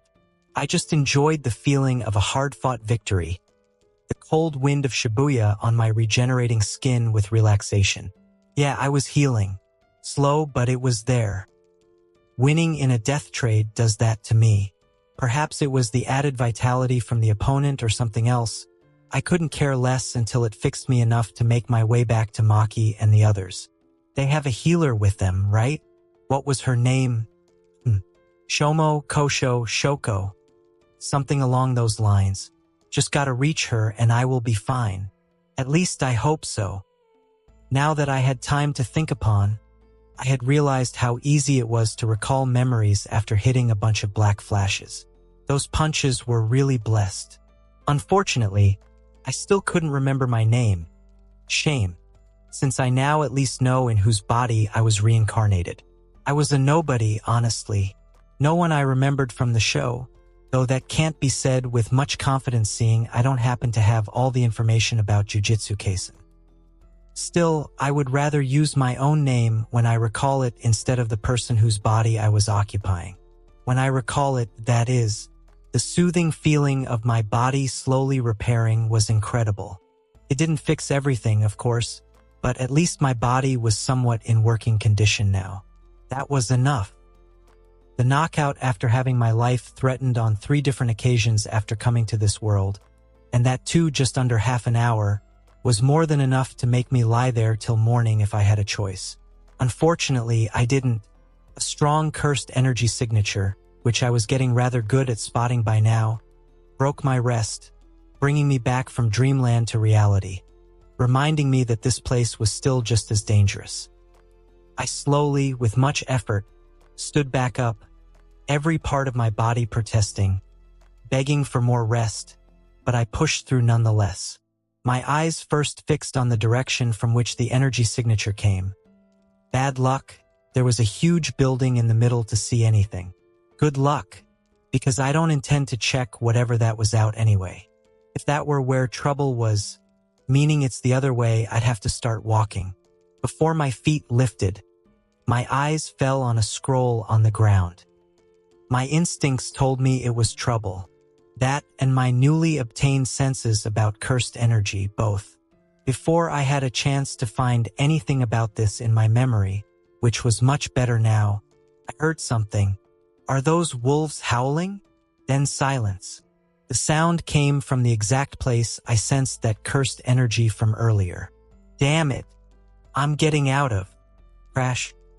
Before I could complete it, the said building shielding me from whatever the hell was going on the other side of it tore open and something blasted out of it, flying past me, engraving itself into the building behind me. Everything happened so fast that I couldn't even react. Turning back, I saw a big crater and in the middle a bloodied figure. A blond boy with markings on his face passed out. I could especially see the last of the marks from his face withering away. And then, a chill ran down my spine when I heard strong, heavy footsteps from behind. Every fiber of my being told me not to look. Don't look. But with shaky, robotic shifts of my neck, I turned. And what I saw left me hollow to my soul. A giant figure with wings coming out of his face. Divine, almost. A big-ass sword attached to his hand and a wheel. Oh, that wheel. And that grin on that monster's face. My memories, for the first time, had to strain to know what I was facing. And knowing that just intensified the dread. From my core, I just cursed. Damn you, Fushiguro. Nanami walked along the quiet shoreline of a Malaysian beach, the evening sun casting a soft, golden hue across the endless stretch of water before him. The rhythmic sound of waves gently meeting the shore filled the air, creating a sense of calm that felt almost foreign to him. For once, there were no curses to exorcise, no urgency, no weight pressing down on his shoulders, just peace. The breeze carried the scent of salt and warmth, and for a fleeting moment, he allowed himself to simply exist within that serenity. In that moment, he was lost to the world and found himself. His footsteps slowed as his gaze drifted toward the distant horizon, where the sky met the ocean in a seamless blend of fading light. It was there that he noticed a figure standing alone, partially obscured by the glow of the setting sun. Something about that silhouette felt familiar, though it took him a moment to place it. He narrowed his eyes slightly, focusing. Recognition came gradually, like a memory resurfacing from deep within. His eyes trembled at the image. Couldn't possibly be true, right? Hybera. The name left his lips quietly, almost uncertainly. Nanami. The figure stood there, just as he remembered, calling out to him with the same easy warmth that had never quite faded from Nanami's memory. There was something gentle about it, something that tugged at him in a way he had long since learned to ignore. Nanami. Yet now he found himself walking toward it. Step by step, he approached, the sound of the waves fading into the background as his attention fixed entirely on the person before him. Hibara continued to call his name, his voice carrying across the space between them, unchanged despite the years that had passed. Nanami stopped only when he stood directly in front of him. His eyes still couldn't believe he was here. For a brief second, neither of them spoke. Then Hibara reached out. His hand grasped Nanami by the side with sudden force, the motion sharp and jarring as he shook him, still calling his name, his voice no longer distant but right beside him. "Nanami, wake up!" And just like that, the illusion shattered. Nanami's eyes snapped open. The warmth of the sun was gone, replaced by the suffocating heat, discomfort, and the face of the distressed girl in front of him. The calm of the ocean was replaced by the fanatic urgency of the girl in front of him. Hibara was, of course, gone. In his place stood Maki. Her hand gripped his shoulder tightly, her body swaying slightly as she struggled to remain standing. Blood seeped through her side, staining her clothes, her breathing uneven from the strain. For a moment, Nanami couldn't process it. What was happening? His mind lagged behind reality, still caught between the dream and the present. Then it all came rushing back. The Shibuya emergency and the barriers surrounding Shibuya. Gojo being sealed. The newly awakened sorcerer they found in Shibuya Station. Then they faced two special grade curse spirits, one after the next. It surged through him all at once, no longer suppressed by the fragile illusion his mind had clung to. The left side of his body burned with unbearable intensity, his flesh scorched and raw. His left eye was gone, reduced to nothing, and the absence of it sent a disorienting wave through his senses. His hair on that side had been completely burned away, and his left arm hung uselessly, refusing to respond. Keeping breathing was a greater issue than remaining standing still. "Nanami, snap out of it," Maki shouted once again through gritted teeth. She had lost too much blood and her body was starting to fail. "Damn, that one-eyed curse got me good," she internally cursed. She planned to go after the curse or Fushiguro, but her condition was getting worse. That curse spirit definitely pierced something important inside her body. And then there was Nanami, the older man, half-burned as he was, who suddenly got up and started to walk away. If she hadn't caught him in time, gods know where he would have gone in his days. Nanami gritted his teeth, forcing himself to remain upright despite the agony threatening to bring him to his knees. He lifted his head, scanning the area. "What's going on?" he asked. The special grade curse spirit was gone. Only Maki stood beside him, injured but conscious, and a body lay a short distance away, unmoving and burned beyond recognition. Nanami didn't need to ask. Nabito Zenin. At least the body wasn't that disfigured that he couldn't tell that. Before he could gather his thoughts, the sound of approaching footsteps broke through the tension. Several figures rushed into view. It was the second-year students from Kyoto, their expressions tense as they took in the scene before them. It was Momo Nishimiya, Kasumi Miwa, and Mai Zenin. "Maki!" Mai's eyes widened as she rushed towards her big sister. "What happened here?" one of them asked with horror written on her face. Nanami remained silent. Neither did he have a complete answer, nor the strength to give them. It was Maki who spoke instead, her voice strained but steady as she began to explain. "A special grade curse spirit attacked us. We took him down with some help. I'll explain later. But there is another, even stronger," Maki pointed out with urgency. The Kyoto students and the one manager among them looked at the battered Maki and half-disfigured Nanami with abject horror, even trying to look at the burned corpse a few feet away from them and gulping. "Where?" Maki just pointed to where both that cursed spirit and that boy disappeared, with gritted teeth. "Fushiguro is handling an enemy without cursed energy, just like mine." He is extremely strong physically. He eliminated the first special grade we encountered. As for the other, who did this? She pointed at herself, Nanami and Nabito, and then pointed outside. He dragged the special grade away with him, Maki said, with this particular line while looking at Nanami. The others blinked. Wait, he who? How many people is she talking about? Is Fushiguro Megumi fighting two enemies? Nanami understood, though. The boy? Nanami muttered with complicated feelings, of course, after knowing that the boy was capable of using a domain and even being capable of taking away their techniques inside his domain. There was no way Nanami was underestimating him. But to fight a special grade curse by himself. We have to give him reinforcement. He was just a civilian until now. We can't leave things on him, Nanami said, though he himself was in no condition to do anything. That's not possible, Nanami-san. All forces are already being deployed. We could only come here after we got the distress signal and eradicated all the curses from our side, Miwa pointed out. Where is to do? He is looking for Itadori Yuji. TCH. We need a plan, Nanami said with a helpless tone. I have the plan. We go and help them out? Maki snorted, already forcing her body to move and find that damn boy who didn't even have the decency to tell his name. Wait. Where are you going? You need healing. You're going back to Shoko's? Mai tried to convince her, but the girl was too stubborn for her own good. She pushed her body on anyway, at least until she collapsed after 2 steps. It wasn't the injury itself, but the blood loss she had suffered that caused her to fall.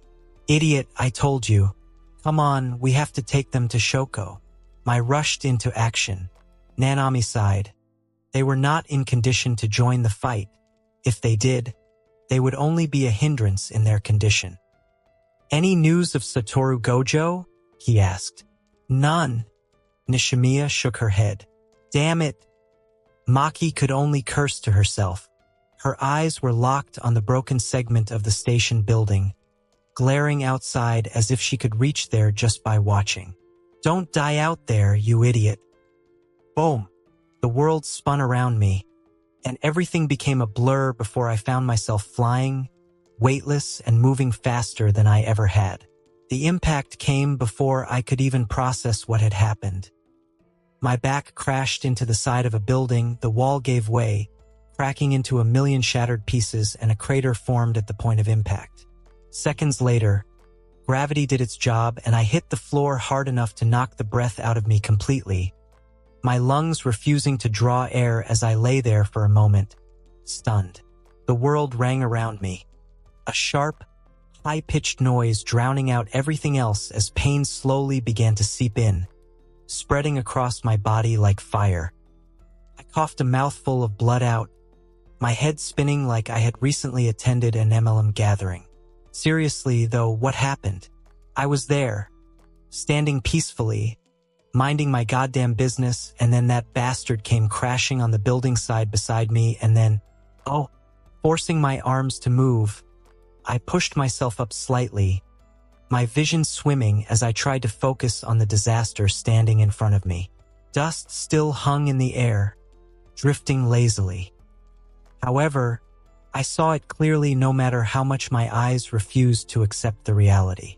8-handled sword, Divergent Sila, Divine General, the crown jewel of the 10 Shadows technique and the Zenin clan, Maharaga. At least I now remembered who he was. My memories were on point, mostly. The Divine General just stood there, its massive form unmoving for just a moment as the wheel above its head remained unturned, almost mockingly calm as if I weren't worth it. I wasn't, but damn it. My eyes stung, going hazy at the ordeals thrown at me one after another. Why me? What did I possibly do to deserve this? Does God not wish me alive or something? Or what? If so, then be a man and tell me right to my face. I'll give you my life. Stop making a game out of it. Tears unknowingly trailed down my cheeks.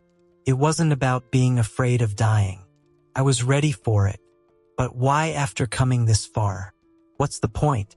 The injustice of it all made me rage out, wanting to complain to the high heavens. But there was no time to mope. The disaster was right in front of me. Just looking at it made something tighten in my chest.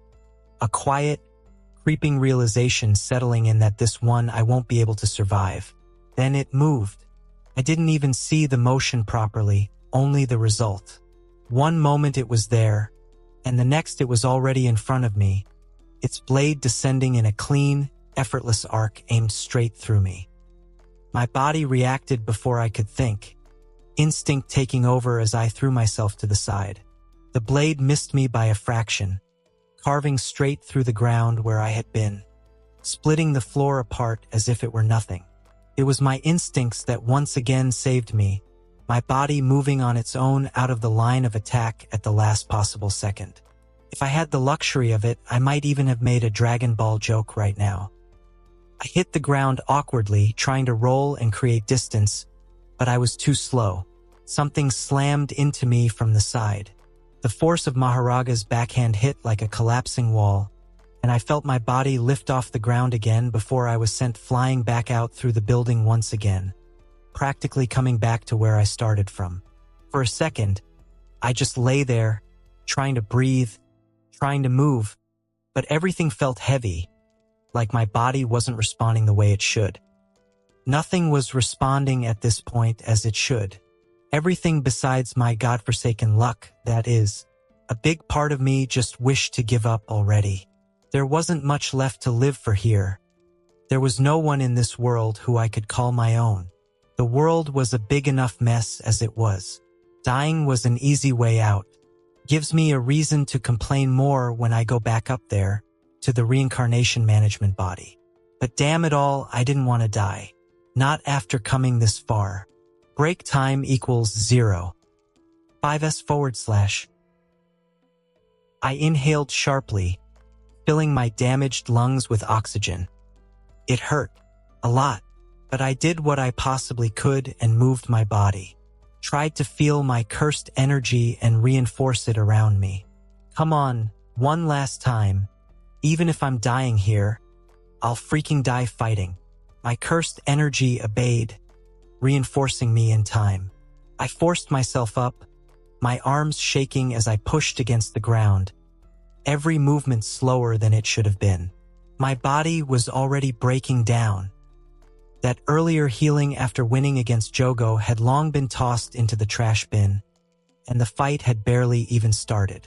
Maharaga stepped forward through the debris, closing the distance with the same steady, unstoppable pace. Think. What can I possibly do? My technique came to my mind, but it was on cooldown after using the domain on Jogo. Running wasn't a strategy. There was no way I could outpace him when it came to adapting. I barely dodged the next swing, the blade cutting through the air so close to me that I felt the pressure of it against my skin. The ground behind me split apart as the attack landed, and I stumbled back, struggling to keep my balance. Couldn't fight back. If I attacked, it would adapt. And if it adapts, I die just that much faster. Shit. So I kept moving, weaving, and dodging as best as I could, relying entirely on instinct to stay alive. Another swing came, faster this time, and I ducked under it, my movements clumsy but just enough to avoid being cut down. A second attack followed immediately, forcing me to twist awkwardly, pain flaring through my side as I barely avoided it. The only saving grace I found was that Maharaga wasn't adapting to anything yet. He just mindlessly kept on swinging at me. I had no doubt that he would start adapting if a few more of his hits didn't connect. Perhaps increase his speed, understand my general movement patterns, or maybe even predict my movements. I was done for if that were to happen. I have to think of something fast. A glancing hit caught my shoulder, and I felt myself spin before crashing into the ground again. Everything was slowing down. That shoulder was definitely dislocated. My reactions, my body, and even my thoughts were starting to lag, and I could feel it slipping away from me with every second that passed. Is this the end? Should I close my eyes and count to 10? I had no idea why in times like this my mind had to joke around, like saying you can't change the outcome either way. Why not just accept it and have fun? Absurd as it was, I chuckled. A chuckle originating from the deep helplessness and despair of my situation. And strangely enough, it really calmed me down. I gathered cursed energy onto my other arm and brought it down forcefully at my dislocated shoulder. Ahawa. Pain shot like a hot knife carving through my bones. Shouldn't have done it like that, but the act brought my focus back. Pain was indeed a useful tool at times. With clarity and focus, a plan started to form inside my mind. Dangerous as it was my last-ditch effort to make it out of here alive.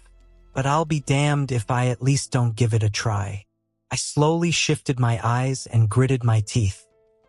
Maharaga was almost on top of me again. The only grace I had being that he was aura farming and slowly walking towards me.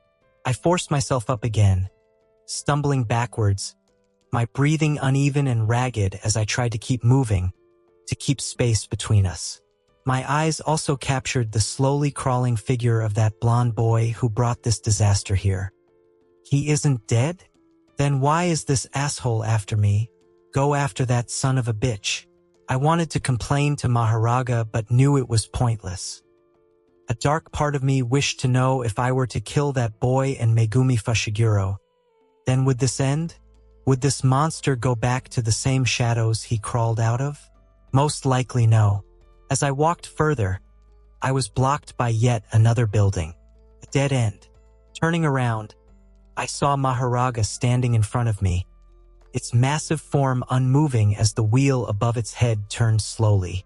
What did he adapt to? A question which honestly didn't matter at this point. But still, curiosity kills the cat, I guess. Fine. Let's give it all I have. Maharaga raised his sword up high, ready to bring it down on top of me in one smooth swing and slice me in two. However, just as his hand was about to fall, to end my life and my struggles, he stopped midway.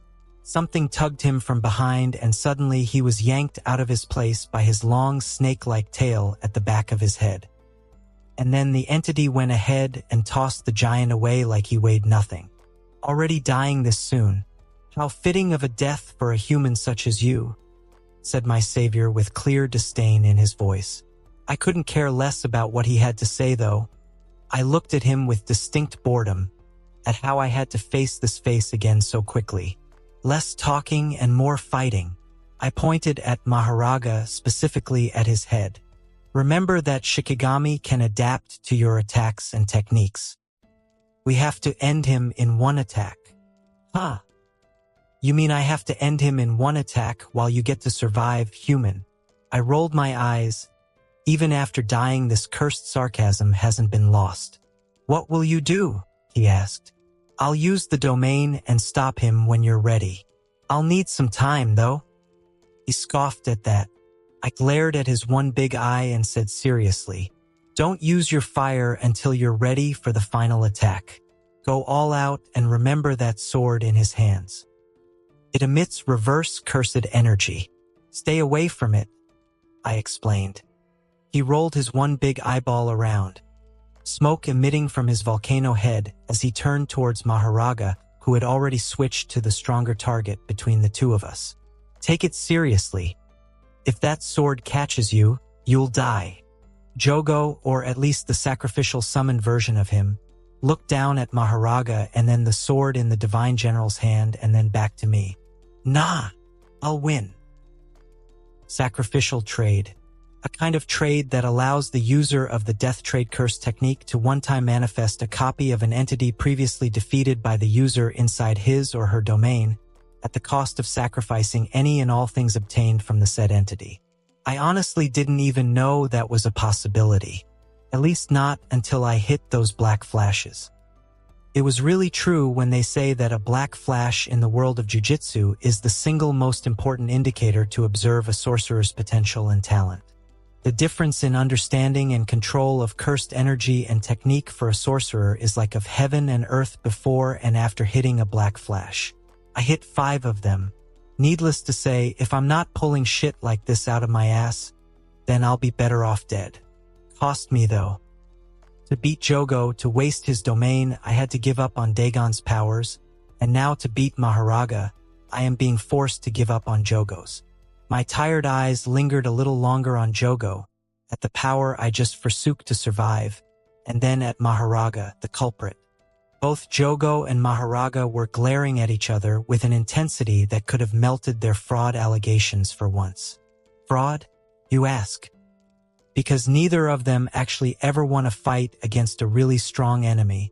At least I don't remember them doing that in the anime. I could be wrong, of course.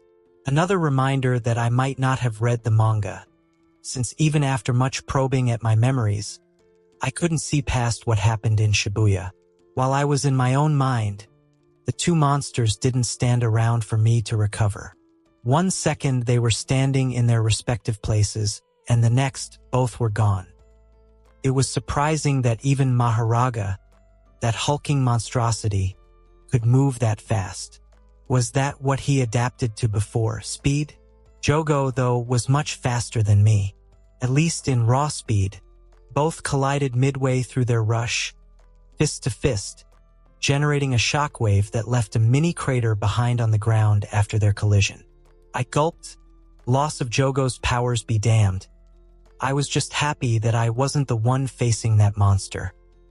And then what followed was what I would call a typical DBZ-style hand-throwing session between the two.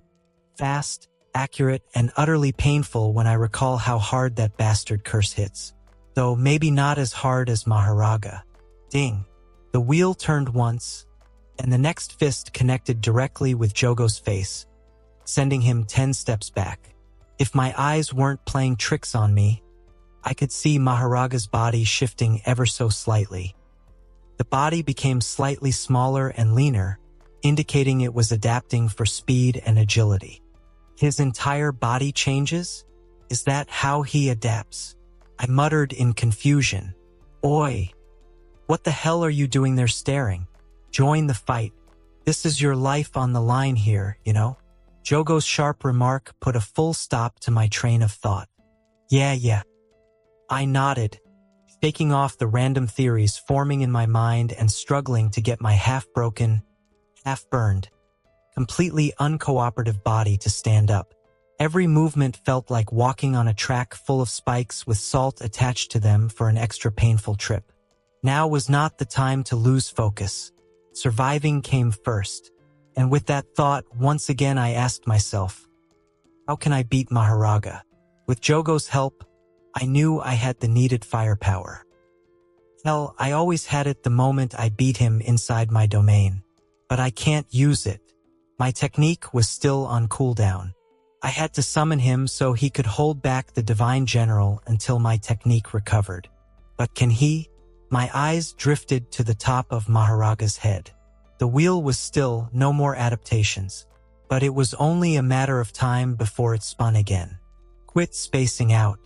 How long until your technique recovers? Jogo snapped again.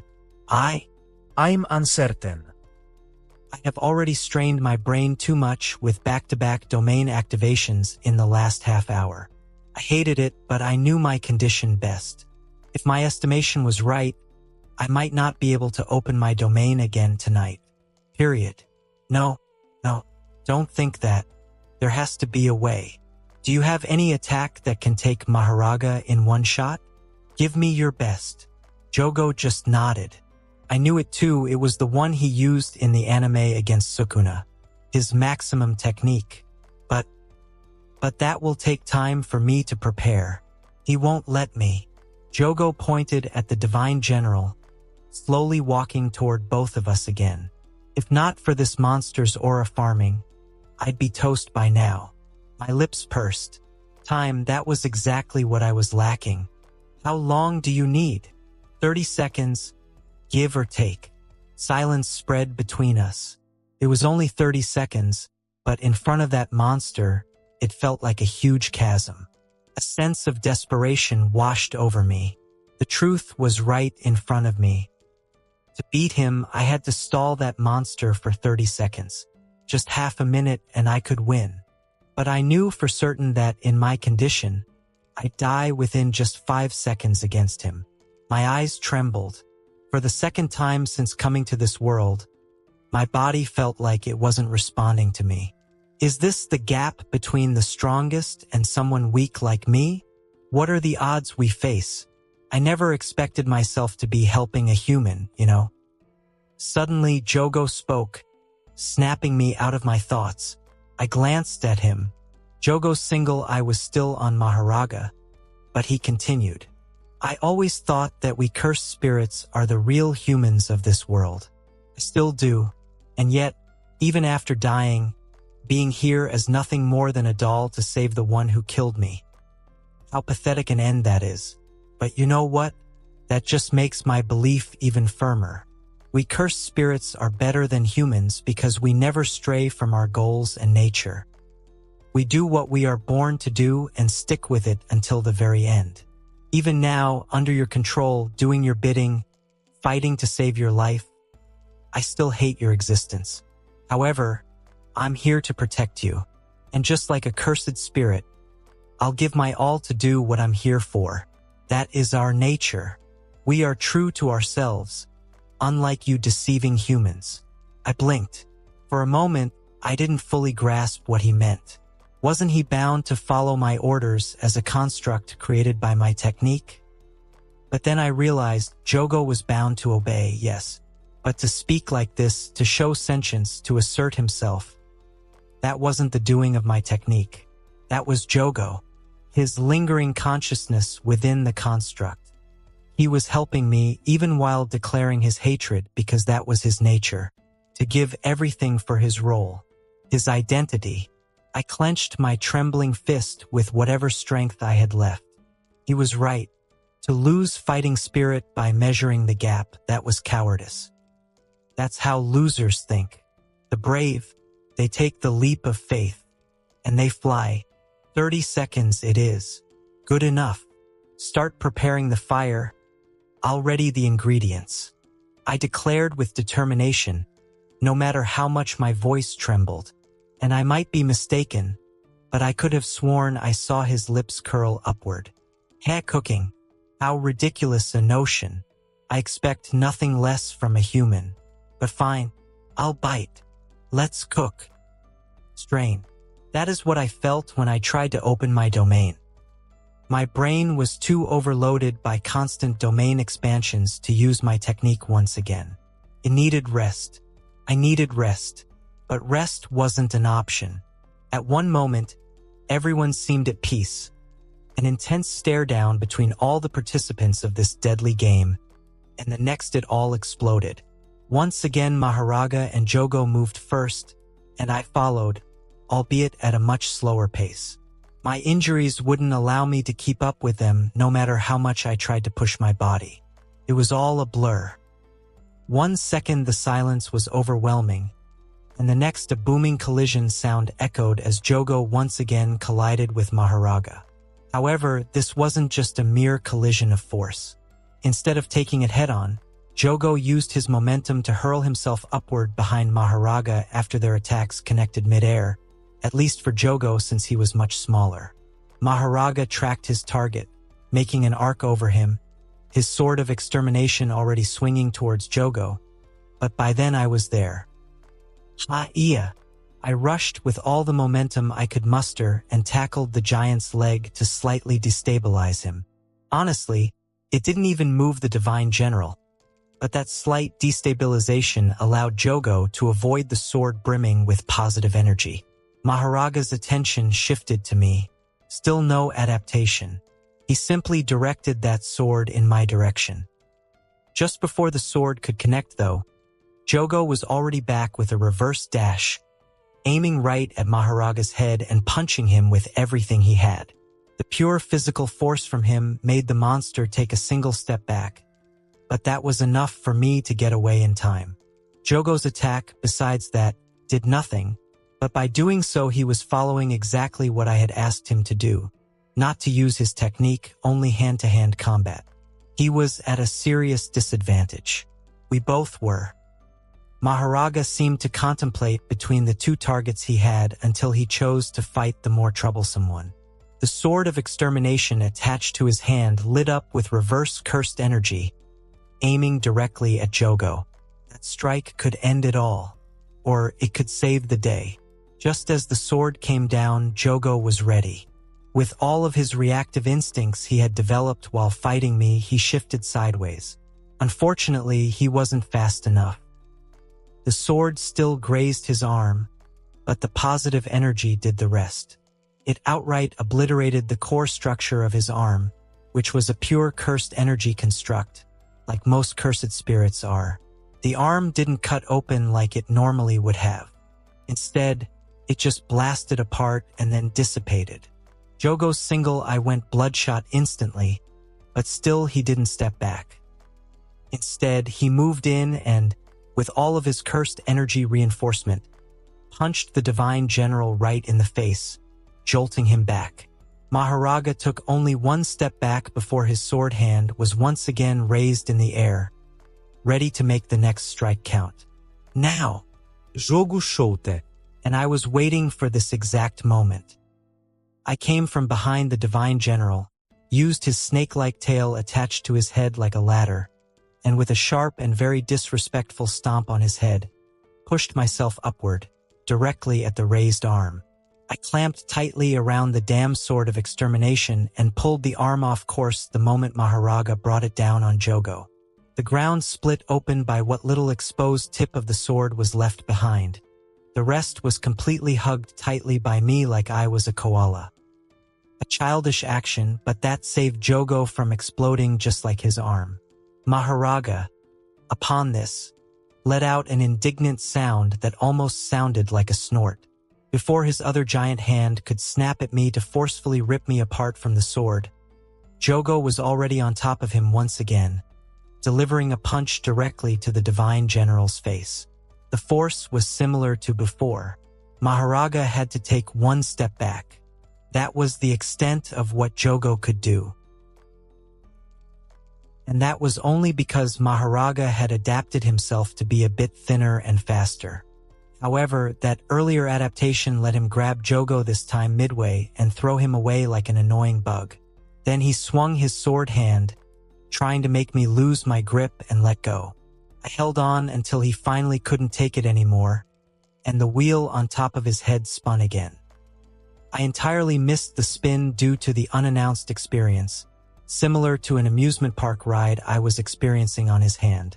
And then suddenly, the metal of the sword heated up, so hot that even my already insensitive burned skin felt like it was on a frying pan with the stove on high. By instinct, I had to let go of the sword.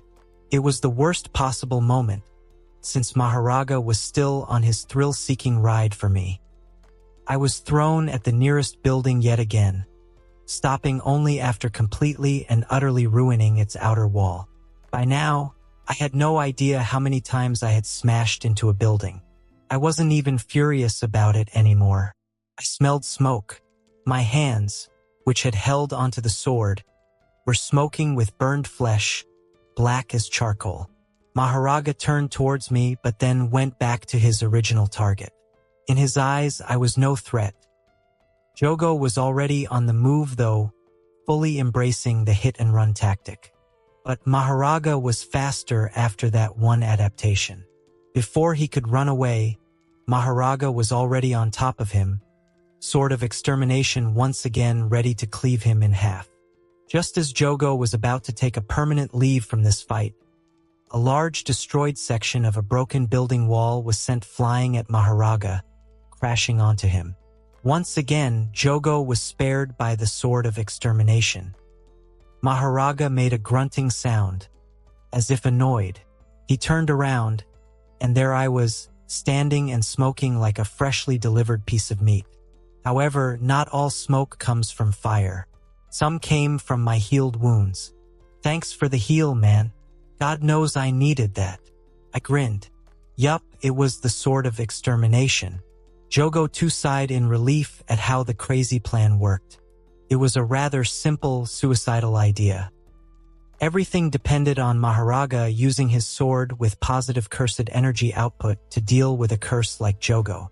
He did exactly that, and since it was an output type RCT known by how Jogo's arm exploded, I knew it would heal too. The healing wasn't nearly enough, but I could feel my body at least in a somewhat working state. That was enough. Something seemed to change inside Maharaga at that moment as the wheel on top of his head rotated once again. What he adapted to, no one knew but him. Instead of going after Jogo, he rushed directly at me. "Ah, come on, are you serious now?" I gritted my teeth and poured all my cursed energy into reinforcement since there was no outpacing that force of nature. Maharaga appeared on top of me in an instant. He was fast, very fast. And the next second his mountain-sized fist came crashing down on my head like a hammer falling from heaven. With all my might, I blocked. The impact was bone-shattering, if any were left intact inside me by now to begin with. My legs gave out, and from the sheer might of that blow, the ground beneath me shattered and I dropped to my knees. The taste of iron pooled into my mouth as blood surged out. I felt like my entire body had been hit by a moving train. My hands, they were shaking like leaves about to fall. My mind hummed with a buzzing noise. It took me some time to recover from that blow, but Maharaga wasn't done. I saw his leg raised right above my kneeling self. Instincts once again came to the rescue, and by sheer survival threat, cursed energy surged once again around my body. I swear I'm cutting open Fushigiro's fingers so he isn't summoning anyone ever again if I survive this.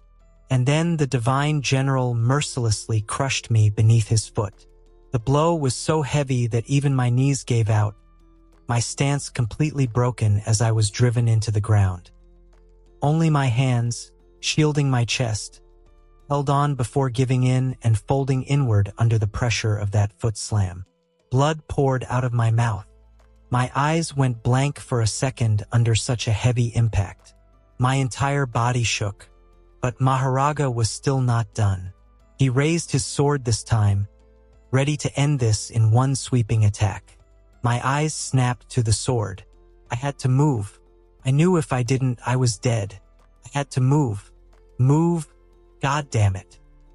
I twisted my body to the side, missing the sword of extermination by a hair's breadth.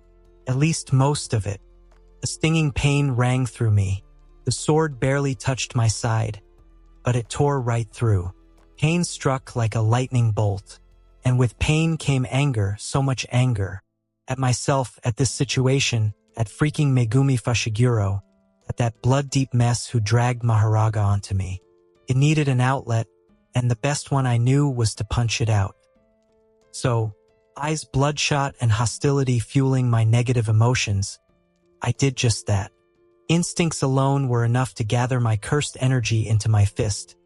And just like back when I punched those cursed spirits in the underground floors of Shibuya Station, out of sheer desperation to survive mixed with anger, punched directly at Maharaga's face, which was much closer due to him lowering the sword toward me.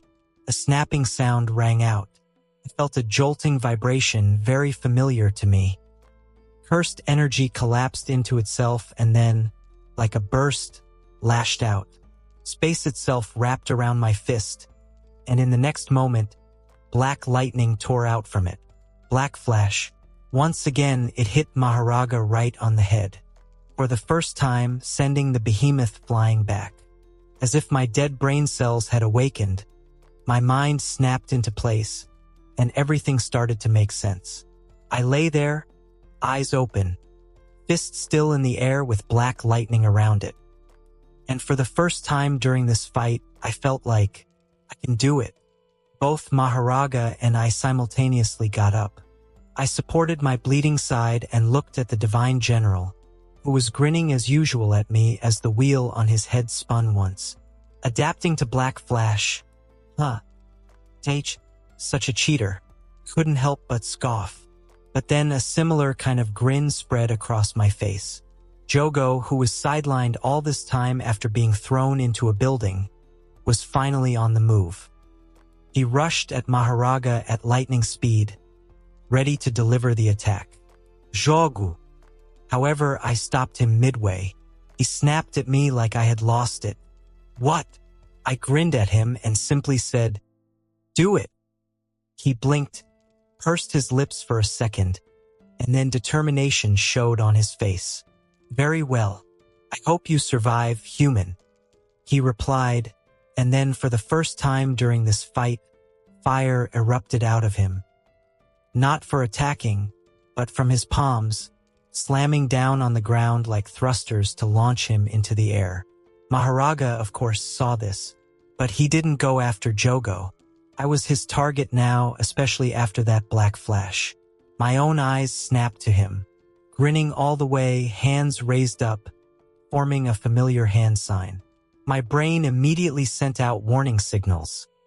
It wasn't ready to handle another domain expansion just yet, not even after a black flash. I knew it, but I don't care. Just as Jogo said, I have to give my everything. Find a way. There is always a way.